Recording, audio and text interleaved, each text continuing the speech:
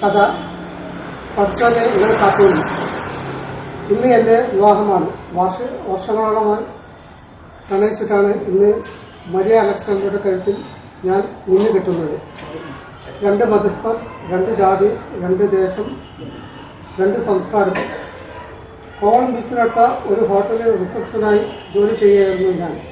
ഒരു ദിവസം ബാഗും പെട്ടിയുമൊക്കെ ഹോട്ടലിൻ്റെ സ്റ്റെപ്പ് ചെയ്യുന്ന വെളുത്ത് കഴിയുന്നതിനുള്ള ചെറിയുള്ള ഒരു പെൺകുട്ടി, പ്രായം വളരെ ചെറുപ്പം, ജീൻസും പാൻറ് ടോപ്പും വേഷം, വെളുപ്പും കലർപ്പും കലർന്ന മുടി, നർത്തത്തിന് തന്നെ പ്രത്യേക ചന്തം. പെട്ടിയും വേഗം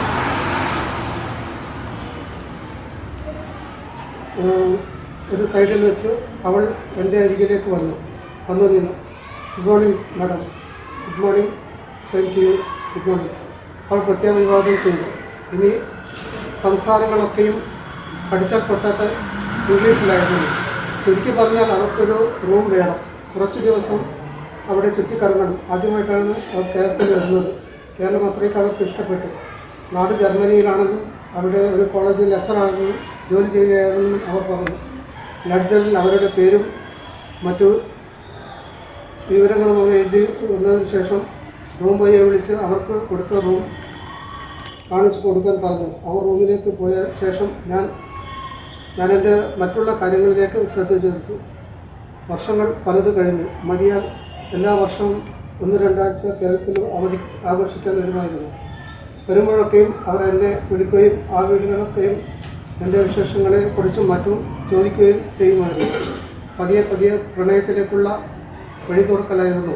പല കാര്യങ്ങളെപ്പറ്റിയും കുറിച്ചവൾ ചോദിക്കുമായിരുന്നു. വീട്ടുകാരെക്കുറിച്ചും എൻ്റെ ജോലിക്കാര്യങ്ങളെക്കുറിച്ചും അങ്ങനെ. ജർമ്മനിയും കേരളവും നമുക്കിടയിൽ വ്യത്യസ്തമായി മാറുകയായിരുന്നു. ഇന്ന് നമ്മൾ ഒന്നാവുകയാണ്. ഞങ്ങൾ വിവാഹിതരാവുകയാണ്. ഭാവി എന്താകും എന്ന് ഒരു എത്തുംപിടിയുമില്ല. എങ്കിലും അവളെ എനിക്ക് ജീവനേക്കാളും ഇഷ്ടമാണ്. ഇന്ന് മരിയുടെ കഴുത്തിൽ നിന്നെ ചേർക്കുമ്പോൾ അറിയാതെ മനസ്സ് മന്ത്രിച്ചോളൂ. പഠിച്ചോനെ ഇവളെ കാത്തോളി. സുനിതയുടെ ഭർത്താവ്. സുനിത ഓടിച്ചതാണ് ഓഫീസിൽ എത്തിയത്. അരമണിക്കൂർ താമസിച്ചാണ് എത്തിയത്. ഹാൻഡ് ബാഗ് മേശപ്പുറത്ത് വെച്ച് സൂപ്രണ്ടിൻ്റെ മുറിയിലേക്ക് നടന്നു. ഭാഗ്യം സൂപ്രണ്ട് എത്തിയിട്ടില്ല. വേഗം അറ്റൻഡൻസ് രജിസ്റ്റർ എടുത്ത് ഒപ്പിട്ട് സീറ്റിൽ വന്നിരുന്നു. കർച്ചീപ്പെടുത്ത് മുഖത്തെ വിയർപ്പണങ്ങൾ ഒട്ടി. താലൂക്ക് സപ്ലൈ ഓഫീസിലെ LD ക്ലർക്കാണ് സുനിത. 30 വയസ്സ്. റൂബി ഏക മകൻ സുനിത 3 വയസ്സ്. ഓഫീസിലെ എല്ലാവരെയും പ്രസന്നമായ മുഖം. എല്ലാവരെയും സന്തോഷിപ്പിച്ചും തമാശകൾ പറഞ്ഞ് സുനിത ഓഫീസിലുള്ള എല്ലാവരുടെയും പ്രിയപ്പെട്ടവളാണ്. സൂപ്രണ്ട് സാർ ഒരിക്കൽ പറയുകയുണ്ടായി, സുനിത ലീവാണെങ്കിൽ ഓഫീസിൽ ആളനക്കമില്ലാത്തത് പറയാൻ ഒരു രസവുമില്ല. സുനിത എപ്പോഴും പറയാറുള്ളത് അവളുടെ ഭർത്താവായ ഗോപിയേട്ടനെ പറ്റിയാണ്. പിന്നെ 3 വയസ്സായ മകൾ സുനിതയെ പറ്റി.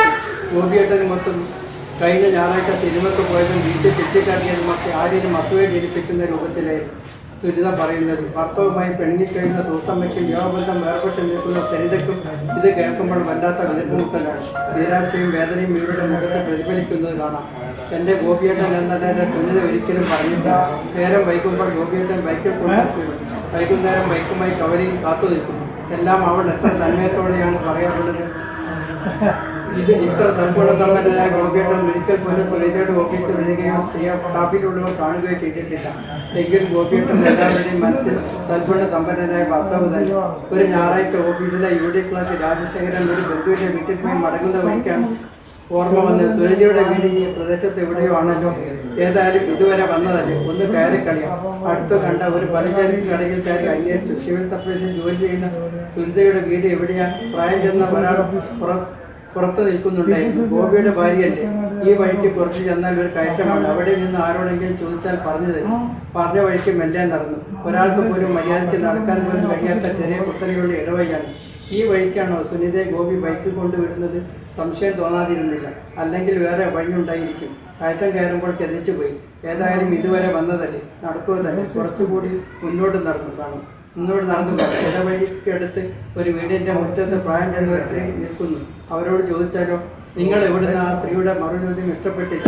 ഒന്നും ശബ്ദിച്ചില്ല. നേരെ ചൂണ്ടി അവർ പറഞ്ഞു, ഇതാ കാണുന്ന വീടാണ്. വേഗം ചെന്നാട്ടെ, ഗോപി അവിടെ കാണും.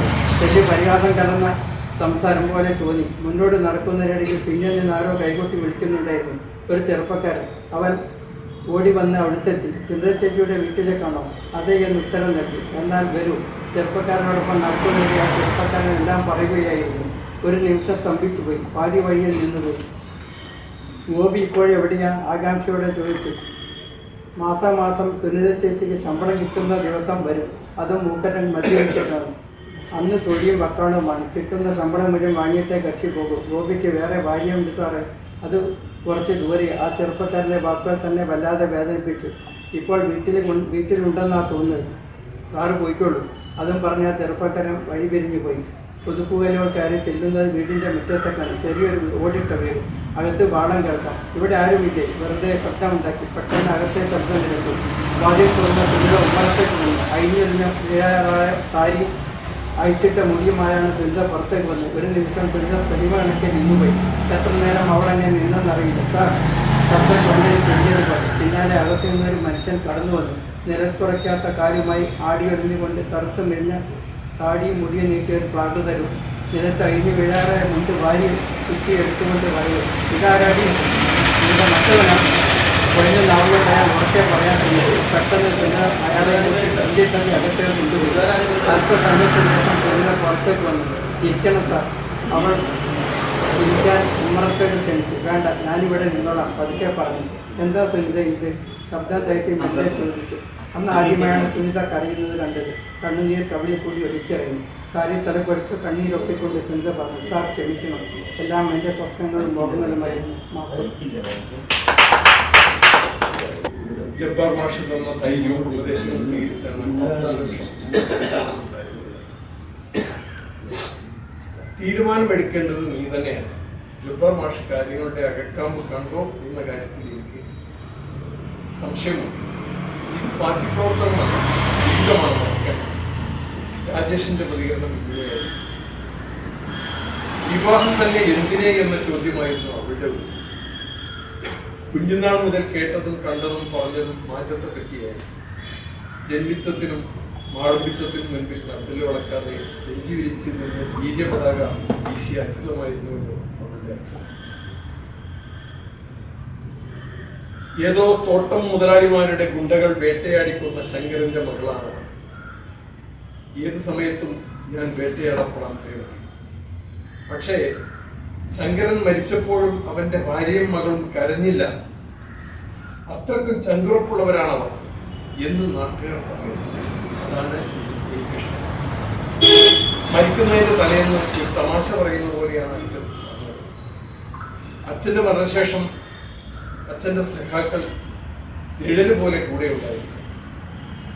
ജബ്ബാർ മാഷെ അച്ഛ എന്ന് വിളിക്കാൻ തോന്നിയ ലക്ഷ്യവും നീതിമോളെ നമുക്ക് വിവാഹം കഴിപ്പിച്ചു വിടണം എന്ന നിർദ്ദേശം അദ്ദേഹത്തിൻ്റെതായിരുന്നു. ആ നിർദ്ദേശം അനുകൂലിച്ചവരായിരുന്നു ഏറെയും. സുരേഷ് അടക്കം ചിലർ എതിർപ്പ് പ്രകടിപ്പിച്ചു. സ്ത്രീത്വത്തെ അടിമപ്പെടുത്തി വരുതിയിലാക്കാൻ കാലങ്ങൾക്ക് മുൻപ് പുരുഷമേധാവികൾ സൃഷ്ടിച്ചെടുത്ത മൂലാചിത്രമാണ് വിവാഹം എന്നുകൂടി സുരേഷ് പറഞ്ഞു വെച്ചു. സുരേഷ് പറഞ്ഞതിനോട് അവൾക്കും യോജിപ്പുണ്ടായിരുന്നു. പക്ഷേ എന്നെ ശങ്കരത്തിൽ വിവാഹം കഴിച്ചു കൊണ്ടുവന്നതായിരുന്നു. എനിക്കിവിടെ ഒരു അടിമത്വവും അനുഭവിക്കേണ്ടി വന്നിട്ടില്ല മക്കളെ, ദേവിക്ക് പറഞ്ഞു. മകൾ വിവാഹിതയാകണം എന്ന് ആഗ്രഹിക്കാനാകുന്ന വിപ്ലവ ബോധമേ ആ അമ്മയ്ക്കുണ്ടായിരുന്നുള്ളൂ. നീതി, നീ പോകുന്നത് ഇന്നും വെളിച്ചം എത്തി നോക്കിയിട്ടില്ലാത്ത ഒരു ഗ്രാമത്തിലേക്കാണെന്ന് ഓർമ്മ വേണം. ഗ്രാമവാസികൾക്ക് നീ പറയുന്ന വിപ്ലവമൊന്നും മനസ്സിലാകില്ല. അവർ ഓരോ നിമിഷവും നിന്നെ അളന്നെടുക്കാൻ ശ്രമിക്കും. നിന്റെ കുലം, നിറം, ദൈവവിശ്വാസം, ആരാധന, നിന്റെ വസ്ത്രധാരണം, ഇതെല്ലാം നോക്കി അവർ വിധി പറഞ്ഞുകൊണ്ടേയിരിക്കും. നിന്നെപ്പറ്റി അവർക്ക് തോന്നിയത് അവർ പരസ്പരം പറഞ്ഞ് പരിഹസിക്കും. വേഷം നോക്കി വിധി പറയുന്ന രീതിയാണ് അവർ. ഇത് മനസ്സിലാക്കാൻ അവർക്ക് ആവില്ല. സുരേഷ് പറഞ്ഞു. അവൾ തല താഴ്ത്തിയിരുന്നു. ജബ്ബാർ മാഷി ഇങ്ങനെ ഒരു തീരുമാനമെടുക്കുമെന്ന് ഞാൻ കരുതിയില്ല. വിളക്ക് വെക്കേണ്ടത് വെളിച്ചത്തിലല്ല ഇരുട്ടിലാണെന്ന അയാൾ എന്നോട് തർക്കിച്ചത്. അത് ശരി തന്നെയല്ലേ ശശി? അവൾ സുരേഷിനോട് ചോദിച്ചു. അത് ശരി തന്നെയല്ലേ? അവൾ സുരേഷിനോട് ചോദിച്ചു. എന്നെ ചൊല്ലി നിനക്കുള്ള വേദനയുടെ ആഴം എല്ലാ അർത്ഥത്തിലും ഞാൻ മനസ്സിലാക്കുന്നു. പക്ഷേ എന്റെ അച്ഛനാണ് എന്റെ ഉള്ളിലെ വെളിച്ചം. അച്ഛൻ കാണിച്ചു തന്ന വഴിയാണ് ഞാൻ സ്വീകരിക്കുന്നത്. നീ എന്നെ വെറുക്കരുത്, എന്റെ മനസ്സിനെ വിട്ട് അകലരുത്. നിന്റെ സമര സഖാവായി ഇന്നും നിന്റെ മനസ്സിലിരുത്തണം. മറുപടിയായി ഒന്നും പറയാനാകാതെ അവൻ പിരിഞ്ഞു നടന്നു. മിഴികൾ തുറച്ച് സുരേഷ് നിർണാകലിൽ നോക്കി അവൾ നിന്നു. അപ്പോൾ അവളുടെ മിഴികളിൽ നനവ് പറ്റിയത് എന്തുകൊണ്ടാകാം എന്ന് എനിക്കറിയില്ല. ഈ കഥയുടെ പേര് ബുൾബുളുകൾ പറന്നപ്പോൾ. ഞാൻ ഉദ്ദേശിച്ച ബുൾബുൾ പക്ഷികളാണ്. വേറെ അർത്ഥം ബുൾബുൾ എന്നുള്ളത്. മുറ്റത്ത് കിടന്നിരുന്ന ഭരണിയുടെ അടിയിലുള്ള വെള്ളം കുടിക്കാൻ കാക്കയ്ക്ക് കഴിയാതെ വന്നപ്പോൾ കാക്ക ഉപയോഗിച്ച യുക്തിയാണ് ഞങ്ങളുടെ 2ാം ക്ലാസ് പാഠപുസ്തകത്തിലെ കുട്ടികളോട് എല്ലാവരോടുമായി ടീച്ചർ സമ്മർദ്ദത്തിലാണ്. തൊട്ടടുത്ത ഡിവിഷൻ ക്ലാസ്സിലെ കുട്ടികൾ വെറുതെയായി പുറത്തെ സ്കൂൾ മൈതാനത്തിലേക്ക് നടന്നു നീങ്ങുന്നത് കണ്ടത്. അത് ബാലകൃഷ്ണൻ മാസ്റ്ററുടെ ക്ലാസ്സിലെ കുട്ടികളാണ്. ബാലകൃഷ്ണൻ മാസ്റ്ററുടെ ക്ലാസ്സിൽ പഠിച്ചാൽ മതിയായിരുന്നു എന്ന് പലപ്പോഴും തോന്നിയിരുന്നു. മാസ്റ്റർ രാവിലെ 2-3 പീരീഡ് കഴിഞ്ഞാൽ ക്ലാസ്സിലെ എല്ലാവരെയും കൂട്ടി പുറത്തെ സ്കൂൾ മുറ്റത്തേക്ക് പോകും. എന്നിട്ട് ഒന്നുകിൽ പടർന്നു പന്തലിച്ച കമ്മട്ടിമാവിന്റെ താഴെ തണലിൽ ഇരുന്ന് പാഠങ്ങളിൽ ഇല്ലാത്ത കഥകൾ അവർക്ക് പറഞ്ഞു കൊടുക്കും. പാട്ടുകൾ പാടും. ഇല്ലെങ്കിൽ കുട്ടികളുടെ കൂടെ ഓടിയും ചാടിയും ഒളിച്ചും കളിക്കും. അല്ലെങ്കിൽ നിരത്തു വരച്ച കല്ലുകളിലൂടെ തുള്ളിച്ചാടി കക്കെറിയും. ബ്രാക്കറ്റിൽ നീക്കു കക്കത്തോട് പിടിച്ചു കളിക്കും. എന്ത് രസമായിരുന്നേനെ അങ്ങനെ ആയിരുന്നെങ്കിൽ എന്ന് പലപ്പോഴും ആലോചിച്ചിട്ടുണ്ട്. മാഷ് ഒരു കുട്ടിയെയും ചീത്ത പറയുകയോ അടിക്കുകയോ ചെയ്യില്ല. അജാനബാഹുവായ ഗദർ വസ്ത്രം മാത്രം ഇട്ട് പ്രസന്നവദനായി സ്കൂളിൽ വരുന്ന മാഷിനെ എല്ലാവർക്കും എന്തൊരു ഇഷ്ടമായിരുന്നു. അവസാനം കാക്ക കുറേ അധികം കല്ലുകൾ കൊത്തിപ്പെറുക്കി ഭരണിയിലിടുകയും അപ്പോൾ ഭരണിയിലെ കുറച്ച് മാത്രം ഉണ്ടായിരുന്ന വെള്ളം പൊങ്ങി പൊങ്ങി വന്ന് കാക്കയ്ക്ക് ഭരണിയിൽ നിന്നും എളുപ്പം വെള്ളം കുടിച്ച് ദാഹം തീർത്ത് കടന്നു പോകാനും പറ്റും. ഞങ്ങളുടെ എന്റെ ഒരു ബന്ധുവായിരുന്നു. അവർ പാഠങ്ങൾ പഠിപ്പിക്കുമെന്നല്ലാതെ കുട്ടികളുടെ മാനവിസം നോക്കി കളിച്ചിട്ടൊന്നും ഉണ്ടായിരുന്നില്ല. കുന്നക്കാരനും ആനയും കുട്ടനും കുട്ടനും കുറുക്കനും ആടുകളും കോഴിയമ്മയും എലിക്കുഞ്ഞുങ്ങളും വേണുവും മൂരിക്കിടാവും എന്ന് വേണ്ട എല്ലാ പാഠങ്ങളും പഠിപ്പിക്കുകയും ചോദ്യങ്ങൾ ചോദിച്ച് ഉത്തരം പറയാത്തവരെ ചൂരൽ ഉപയോഗിച്ച് കൈപ്പത്തിയിലും തുടയിലും മറ്റും നല്ല വീഴ്ച. അതുകൊണ്ട് തന്നെ കുട്ടികൾക്ക് ആർക്കും ഈ ടീച്ചറെ മനസ്സുകൊണ്ട് ഇഷ്ടമല്ലായിരുന്നു. കഴുതലും കിഴവനും എന്ന പാഠഭാഗത്തിലെ കിഴവൻ കാണിക്കുന്ന വിഡ്ഢിത്തം ടീച്ചർ പറഞ്ഞു വരുന്നതിനിടയിൽ ടീച്ചർ എന്റെ നേരെ നോക്കി വിളിച്ചു പറഞ്ഞു, കുട്ടി ഇങ്ങുവ. അടുത്ത് ചെന്ന എന്റെ കയ്യിൽ ഒരു 50 പൈസ നാണയം തന്നു ആ ചായക്കടയിൽ നിന്നൊരു ചായ വാങ്ങി വരാൻ പറഞ്ഞു. കൂട്ടിന് മറ്റൊരു കുട്ടിയെയും വിളിച്ചോ എന്നും പറഞ്ഞു. ഇന്റർവെൽ സമയത്ത് ടീച്ചർമാർ ചായ കുടിക്കും. അത് ക്ലാസ്സിലെ ഏതെങ്കിലും കുട്ടികൾ പോയി വാങ്ങിക്കൊടുക്കുന്നതാണ് പതിവ്. മാഷുമാരാണെങ്കിൽ അവർ തന്നെ കടയിൽ പോയി. എന്റെ അയൽക്കാരനായ സുരേഷിനെയും കുട്ടിയാണ് പോയത്. ചായക്കട സ്കൂളിന്റെ തൊട്ടടുത്ത് തന്നെയാണ്. ഒരു 30 അടി ദൂരം മാത്രം. കുറച്ചൊരു ഗമയും അഹന്തയോടെയുമാണ് ഞാൻ ചായ വാങ്ങാൻ പോയത്. സുരേഷിനോട് ടീച്ചർ എന്റെ ബന്ധുവാണെന്നും ബാക്കി പൈസയ്ക്ക് നമ്മൾക്ക് കൈ നിറയെ മുട്ടായികൾ വാങ്ങാമെന്നും മറ്റും പറഞ്ഞ് ചായക്കടയിലേക്ക് നടന്നുകൊണ്ടിരുന്നു. ഉമ്മർക്കാക്കാന്റെ ചായക്കടയിൽ എത്തി ചായ വാങ്ങി. സമാന്തറിന്റെ അടിയിൽ എരിയുന്ന കണിക്കട്ടകളാൽ തിളച്ചു മറിയുന്ന വെള്ളത്തിൽ ചായക്കഞ്ചി മുക്കി കുറച്ച് പാലൊഴിച്ച് ആറ്റി അടിച്ച് ഒരു ഗ്ലാസ് ചായ അയാൾ തന്നു. അവിടെ കുപ്പിഭരണിയിൽ കണ്ട റവ ഉണ്ട വായിൽ വെള്ളം മുറ്റിയെങ്കിലും 4-5 ബുൾബുൾ മുട്ടായികൾ മാത്രം വാങ്ങി വായിലിട്ട് ചായയുമായി ഞങ്ങൾ 2 ആളും വലിയ ഗമയോടെ ക്ലാസ്സിലേക്ക് എത്തി. ബെഞ്ചിൽ ഇരിക്കുന്നതിനിടയിൽ ബാക്കി പൈസ എവിടെ എന്ന ടീച്ചറുടെ ചോദ്യത്തിൽ ഞാൻ പരുങ്ങി. പിന്നെ മുട്ടായികൾ വാങ്ങിയ കാര്യം ടീച്ചറിനോട് പറഞ്ഞു.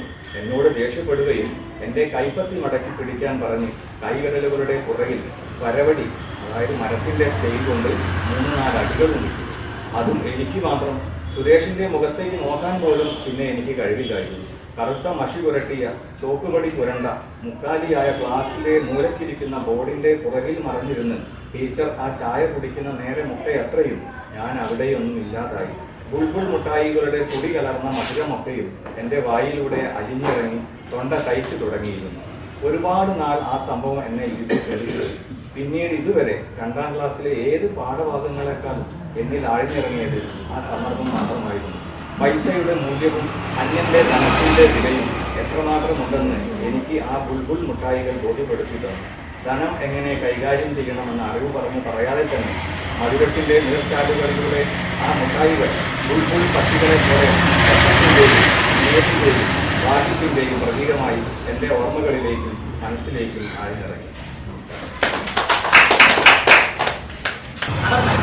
പക്ഷെ മരിച്ചത് എപ്പോഴെന്ന് ആർക്കും അറിയില്ല. കാരണം അവർ ഒറ്റയ്ക്കായിരുന്നു അവരുടെ വീട്ടിൽ താമസിച്ചുകൊണ്ടിരുന്നത്. അയൽക്കാരിയായ സ്ത്രീ ഭക്ഷണവുമായി ചെന്നപ്പോഴാണ് മരിച്ചു കിടക്കുന്ന കാഴ്ച ആദ്യമായി കാണുന്നത്. ആണും പെണ്ണുമായി 6 മക്കളുണ്ടായിരുന്നു അവർക്ക്. ഭർത്താവിൻ്റെ മരണശേഷം വളരെ കഷ്ടപ്പെട്ടാണ് അവർ തൻ്റെ മക്കളെ വളർത്തിയതും പഠിപ്പിച്ചതും വിവാഹം കഴിപ്പിച്ച് അയച്ചതുമെല്ലാം. എന്നിരുന്നാലും മക്കൾക്കാർക്കും തന്നെ ആ അമ്മയെ നോക്കാനോ അവരുടെ കാര്യങ്ങൾ ശ്രദ്ധ ചെലുത്താനോ ഒന്നും യാതൊരു താല്പര്യവും ഉണ്ടായിരുന്നില്ല എന്നതായിരുന്നു സത്യം. തങ്ങളെല്ലാവരും ജോലിക്ക് പോകുന്നവരായതുകൊണ്ട് അമ്മയെ തങ്ങളുടെ കൂടെ കൂട്ടിയിട്ട് നോക്കുക എന്നുള്ളത് വളരെ ബുദ്ധിമുട്ടുള്ള കാര്യമാണ് എന്നതായിരുന്നു അവർ പറഞ്ഞ ന്യായം. പക്ഷെ അതൊന്നുമായിരുന്നില്ല യഥാർത്ഥ കാരണം. ഭർത്താവ് ജീവിച്ചിരിക്കുമ്പോൾ തന്നെ കുറച്ച് സ്ഥലവും അവർ താമസിക്കുന്ന ആ വീടും കൃഷ്ണകുമാരിയമ്മയുടെ പേർക്ക് എഴുതി വെച്ചിരുന്നു. അവരുടെ മരണശേഷം മാത്രമേ അത് മക്കൾക്ക് പങ്കിട്ടെടുക്കാൻ സാധിക്കുമായിരുന്നു. പക്ഷെ അമ്മ ജീവിച്ചിരിക്കുമ്പോൾ തന്നെ അവർ അമ്മയോട് ആ വീടും സ്ഥലവും എഴുതി തരാൻ ആവശ്യപ്പെട്ടെങ്കിലും ആ അമ്മ അതിന് വഴങ്ങിയില്ല. താൻ മരിച്ചു കഴിഞ്ഞാൽ അത് നിങ്ങൾക്ക് കിട്ടുകയുള്ളൂ എന്ന് അമ്മ തീർത്ത് പറഞ്ഞു. അങ്ങനെ പറയാൻ അമ്മയ്ക്കൊരു കാരണമൊന്നുമില്ലായിരുന്നു. വീടും സ്വത്തുക്കളുമെല്ലാം മക്കൾ എഴുതി വാങ്ങിയതിനു ശേഷം അവർ തന്നെ നോക്കാതെ എവിടെയെങ്കിലും ഉപേക്ഷിക്കുമോ എന്നുള്ള പേടി ഉള്ളതുകൊണ്ടായിരുന്നു അമ്മ പറഞ്ഞത്. പിന്നെ മരണം വരെ തൻ്റെ മക്കളെയും പേരക്കുട്ടികളെയും എല്ലാം താലോചിച്ചുകൊണ്ട് അങ്ങനെ ജീവിക്കാമെന്നുള്ളൊരു ആഗ്രഹം കൂടി അമ്മയ്ക്കുണ്ടായിരുന്നു. പക്ഷേ മക്കൾ അങ്ങനെ ആയിരുന്നില്ല കരുതുന്നത്. ഇത് കേട്ട മക്കൾക്ക് ദേഷ്യം വന്നിട്ട് അവർ പറഞ്ഞു, നിങ്ങൾക്ക് മക്കളോടൊപ്പം സ്നേഹമില്ല, സ്വത്തിനോടാണ് നിങ്ങൾക്ക് സ്നേഹം, അതുകൊണ്ട് സ്വത്തും വീടുമെല്ലാം കെട്ടിപ്പിടിച്ചുകൊണ്ട് അങ്ങനെ ജീവിച്ചുകൊള്ളൂ എന്ന് പറഞ്ഞുകൊണ്ട് ആ അമ്മയെ വീട്ടിൽ തന്നെ ഉപേക്ഷിച്ചുകൊണ്ട് അവരുടെ ജോലി സ്ഥലത്തേക്ക് വീട് വാങ്ങി പോവുകയും ചെയ്തു. ആ അമ്മയെ ഒരു ദിവസം അമ്മയ്ക്ക് സുഖമില്ലാതായി. ആ വിവരം മനസ്സിലാക്കിയ അടുത്ത വീട്ടിലെ വനജ എന്ന സ്ത്രീ മക്കളെ വിവരം അറിയിച്ചു. ഇന്ന് വിട്ടുകൂടി ആ മക്കളാരും ഒന്ന് വന്ന് നോക്കുകയോ എന്തിന് ഉടനേത്തെ ഭക്ഷണം എത്തിച്ചു കൊടുക്കുകയോ ആശുപത്രിയിൽ കൊണ്ടുപോവുകയോ ഒന്നും ചെയ്തില്ല. ആശുപത്രിയിൽ കൊണ്ടുപോയി നോക്കിയതും അവിടെ നിന്ന് അസുഖം മാറിയതിനു ശേഷം തിരികെ കൊണ്ട് മക്കളെ നോക്കിയതും എല്ലാം മനസ്സിലായിരുന്നു. അങ്ങനെ ഒരു ദിവസം കൃഷ്ണകുമാരി അമ്മ വനജയോട് ഒരു കാര്യം പറഞ്ഞു. കുറേ ദിവസമായല്ലോ വനജ ഞാൻ വീട്ടിൽ നിന്ന് പോന്നിട്ട്, അവിടെ എല്ലാം വൃത്തികേടായിട്ടുണ്ടാവും, കുറച്ച് ദിവസം അവിടെ പോയി ഒന്ന് താമസിക്കണമെന്ന് അവർ പറഞ്ഞു. എങ്ങനെ അവർ തിരിച്ചു പോയെങ്കിലും വനജ എല്ലാ ദിവസവും ഭക്ഷണം കൊടുക്കലും അവരുടെ തുണി അലക്കലും വൃത്തിയാക്കലും എല്ലാമായി അവരുടെ കാര്യങ്ങൾ ശ്രദ്ധ പുലർത്തിയിരുന്നു. അങ്ങനെ ഒരു ദിവസം പതിവ് പോലെ ഭക്ഷണവുമായി ചെന്നപ്പോഴാണ് അവർ മരിച്ചു കിടക്കുന്ന കാഴ്ച കണ്ടത്. മരണവാർത്ത അറിഞ്ഞയുടൻ അതുവരെ നോക്കാതിരുന്ന മക്കളെല്ലാവരും അലമുറയുമായി അങ്ങോട്ട് ഓടിയെത്തി. പിന്നീട് അവിടെ നടന്നത് ശവം എവിടെ ദഹിപ്പിക്കണം, മരണാനന്തര ചടങ്ങുകൾ എപ്പോൾ തീർക്കണം എന്നതിനേക്കുള്ള ചർച്ചകളായിരുന്നു. അവസാനം അത് വീട്ടുപറമ്പിൽ ദഹിപ്പിക്കാതെ ശ്മശാനത്തിൽ തന്നെ വെക്കാനുള്ള ഒരു ധാരണ. അങ്ങനെ അതെല്ലാം കഴിഞ്ഞതിന് ശേഷം മരണാനന്തര ചടങ്ങുകൾ വേഗം പൂർത്തിയാക്കി അവരെല്ലാം തങ്ങളുടെ വീടുകളിലേക്ക് പോകാൻ ഒരുങ്ങി. അതിനുശേഷം അവർ അവിടെയെല്ലാം തൂത്തുവാരി വൃത്തിയാക്കി. പിന്നീട് അമ്മയുടെ തുണികളും ആഭരണങ്ങളും മാതാവും എല്ലാം സൂക്ഷിച്ചിരുന്ന അലമാര തുറന്ന് പരിശോധിച്ചു. ഇനി സ്വത്തെല്ലാം തങ്ങൾക്ക് കിട്ടുമല്ലോ എന്നുള്ള സന്തോഷമായിരുന്നു അവർക്കെല്ലാം ഉണ്ടായിരുന്നത്. പക്ഷേ ആ അലമാര തുറന്നു നോക്കിയപ്പോൾ അവർ അവിടെ ഒരു എഴുത്ത് മാത്രമേ കണ്ടുള്ളൂ. അത് വായിച്ച അവർക്ക് തല കറങ്ങുന്നതായി അവരുടെ എല്ലാ നാടികളും തളർന്നു പോകുന്നതായി തോന്നി. അതിൽ ഇങ്ങനെയായിരുന്നു എഴുതിയിരുന്നത്: യാതൊന്നും പ്രതീക്ഷിക്കാതെ എൻ്റെ എല്ലാ കാര്യങ്ങളും സ്വന്തം അമ്മയെ പോലെ എൻ്റെ എല്ലാ സ്വത്തും സ്വർണവും മറ്റെല്ലാ സ്ഥാപന ചെല്ലുന്ന വസ്തുക്കളും എല്ലാം എഴുതി കൊടുക്കുന്നു. അവരുടെ കാലശേഷം അവരുടെ മക്കളിലേക്കും അവരുടെ പിൻതലമുറകളിലേക്കും ആ സ്വത്തുവകകൾ എല്ലാം എത്തിച്ചേരും. ഈ വീടിൻ്റെ ആധാരവും സ്വർണവുമെല്ലാം ഞാൻ സൂക്ഷിച്ചിരിക്കുന്നത് വക്കീൽ മുഖാന്തരം ഒരു ആധാരമാക്കി ബാങ്കിൻ്റെ ലോക്കറിലാണ്. ആ ബാങ്കിൻ്റെ ലോക്കറിൻ്റെ ചാവി ഇരിക്കുന്നത് എൻ്റെ വക്കീലായ വേലായുധൻ്റെ കയ്യിൽ കൃഷ്ണകുമാരി അമ്മ ഒപ്പിട്ടു. കാരണം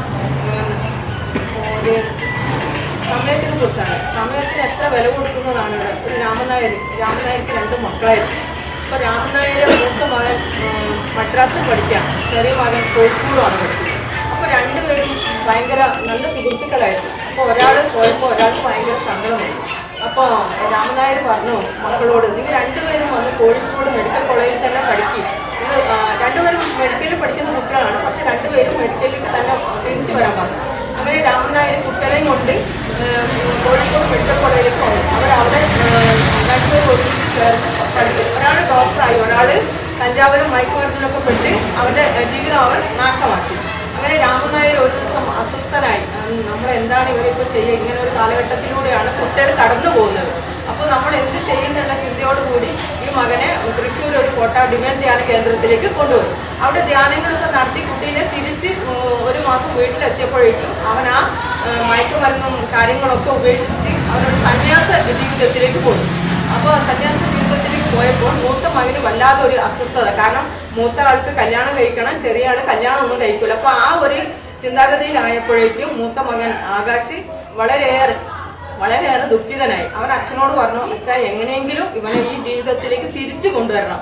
അപ്പോൾ അവൻ പറഞ്ഞു, ഇല്ല, എനിക്ക് അതിന് ഒരിക്കലും സാധ്യമല്ല, ഞാൻ വിവാഹ ജീവിതം എന്തുകൊണ്ടാണ് നീ വിവാഹ ജീവിതം ഉപേക്ഷിച്ചെന്ന് ചോദിച്ചപ്പോൾ അവൻ പറഞ്ഞത്, ഈ ലോകത്തുള്ള പെൺകുട്ടികളൊക്കെ കാവട്യം നിറഞ്ഞവരാണ്. അതെന്താണ് അങ്ങനെ പറയാൻ കാരണം എന്ന് വെച്ചപ്പോൾ അവൻ പറഞ്ഞു, ഞാൻ ഒരു 8ാം ക്ലാസ് പഠിക്കുമ്പോൾ ഒരു പെൺകുട്ടീനെ സ്നേഹിച്ചിരുന്നു. അവൾക്ക് വേണ്ടിയിരുന്നത് ഒരു മൊബൈൽ ഫോണും എൻ്റെ പണമായിരുന്നു അവൾക്ക് ആവശ്യം. കുറച്ച് കഴിഞ്ഞപ്പോൾ ഞാൻ ഇങ്ങനെ ഒരു എഡിക്റ്റ് ആയി എന്ന് അറിഞ്ഞപ്പോൾ അവൾ എന്നെ ഉപേക്ഷിക്കപ്പെട്ടു.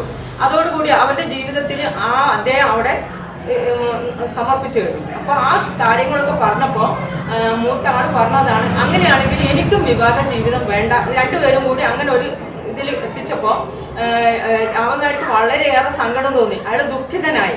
അയാൾ ഉള്ള സ്വാമിമാരടുത്തും ഉള്ള പള്ളിയിലും ഉള്ള അമ്പലങ്ങളിലൊക്കെ പോയി ഈ മക്കൾക്ക് വേണ്ടി പ്രാർത്ഥിച്ചു.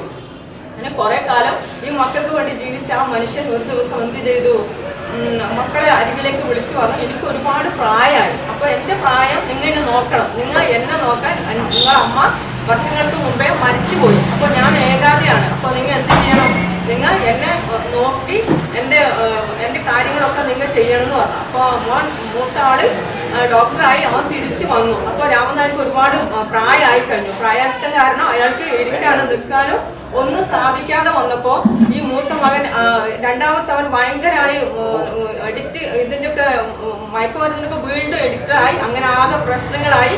രാമൻ നായരുടെ സ്വത്ത് മുഴുവനും മൂത്തവന്റെ പേരിൽ എഴുതി വെച്ചു. അപ്പൊ ഇയാളെ മൂത്തവൻ അമേരിക്കയിലേക്ക് പോയ സമയത്ത് ചെറിയവനെയാണ് നോക്കാൻ ഏൽപ്പിച്ചത്. അവൻ എന്ത് ചെയ്തു എന്ന് വിചാരിച്ചു കഴിഞ്ഞാൽ ആ അച്ഛനെ നോക്കാണ്ട് അയാൾ പ്രായം ഒരുപാടായി, അയാൾക്ക് ഒന്നും ചെയ്യാൻ പറ്റാത്ത അവസ്ഥ വന്നപ്പോൾ ഇവൻ കരയാൻ ആള് വേണം. കാരണം ഇന്നത്തെ കാലഘട്ടത്തിൽ ഇന്നത്തെ മക്കൾക്ക് അച്ഛനമ്മമാരെ നോക്കാൻ സമയമില്ലാത്തത് കാരണം കരയാൻ ആള് വേണം. അപ്പൊ കരയാൻ ആള് വേണം. അപ്പൊ ഇവൻ എന്ത് ചെയ്തു, ചുറ്റുപാടിൽ ആളെ വിളിച്ച് പണം കൊടുത്ത് അച്ഛന് കരയാൻ ഒരാളെ ആക്കിക്കൊടുത്തു. കാരണം അവന് സമയമില്ല, അവൻ ഈ മയക്കുമരുന്നും കാര്യങ്ങളൊക്കെ ആയി ഇങ്ങനെ പോവാണ്. അപ്പൊ കരയാൻ ആളില്ലാതെ കൊണ്ട് ഇവൻ ആളേക്ക്. അങ്ങനെ അവസാനം രാമൻ നായർ മരിക്കുകയാണ്. മരിക്കുമ്പോൾ ഈ മകന് സമയമില്ലാണ്ട് വന്നപ്പോ കരയാൻ കുറച്ച് ആൾക്കാരെ കൊടുത്തേച്ചു. ഇങ്ങനെ എൻ്റെ അച്ഛൻ മരിച്ചിട്ടുണ്ട്, നിങ്ങൾ പോയി ഒന്ന് കരയണമെന്ന് പറഞ്ഞു. അങ്ങനെ പൈസ കൊടുത്ത് ആ മകനെ അച്ഛന് വേണ്ടി കുറെ ആൾക്കാരെ കരയിക്കാനാക്കി. അങ്ങനെ കുറച്ച് കാലങ്ങളൊക്കെ കഴിഞ്ഞപ്പോൾ മൂത്ത മകൻ തിരിച്ചു വന്ന് കല്യാണം കഴിച്ചു. അതിൽ 2 മക്കളുണ്ടായി. 2 മക്കളുണ്ടായപ്പോൾ ഇവനെ എല്ലാവരും കൂടി പുറം തള്ളിയാണ് ചെയ്യുന്നത്. പുറം തള്ളിയപ്പോൾ എല്ലാവർക്കും മാനസികമായ ഒരു വിഷമമുണ്ടായി. അങ്ങനെ ഇവൻ ഇങ്ങനെ ഒരു ഭ്രാന്തനെ പോലെയായി. ഒരു പള്ളീന്റെ മുന്നിൽ ഇങ്ങനെ സാഷ്ടാംഗം ഓടി അവിടെ അഭയം തേടാണ്. അഭയം തേടുന്ന സമയത്ത് ജനങ്ങൾ അവനെ കല്ലെറിയാണ്. എനിക്ക് ഇത്ര മാത്രമേ പറയാനുള്ളൂ. തുടങ്ങിയതാണ് എൻ്റെ ഒന്നാമത്തെ കഥ. ജീവിതത്തിൽ തന്നെ ഒന്നാമത്തെ മലയാളത്തിൽ എഴുതിക്കുന്ന ഇതിലെന്ത് തെറ്റുകുറ്റങ്ങളും പോരായ്മകളുണ്ടെങ്കിൽ സതയം പൊറുക്കണം. അതുപോലെ തന്നെ തിരുത്തിത്തരുമാണ്. അതങ്ങനെ പോരാ എങ്ങനെ പോരാ എന്ന് തിരുത്തിത്തന്നാൽ കൂടുതൽ സന്തോഷം. കാരണം എനിക്ക് മുമ്പോട്ടുള്ള യാത്രയ്ക്ക് വേണ്ടിയിട്ടാണ്.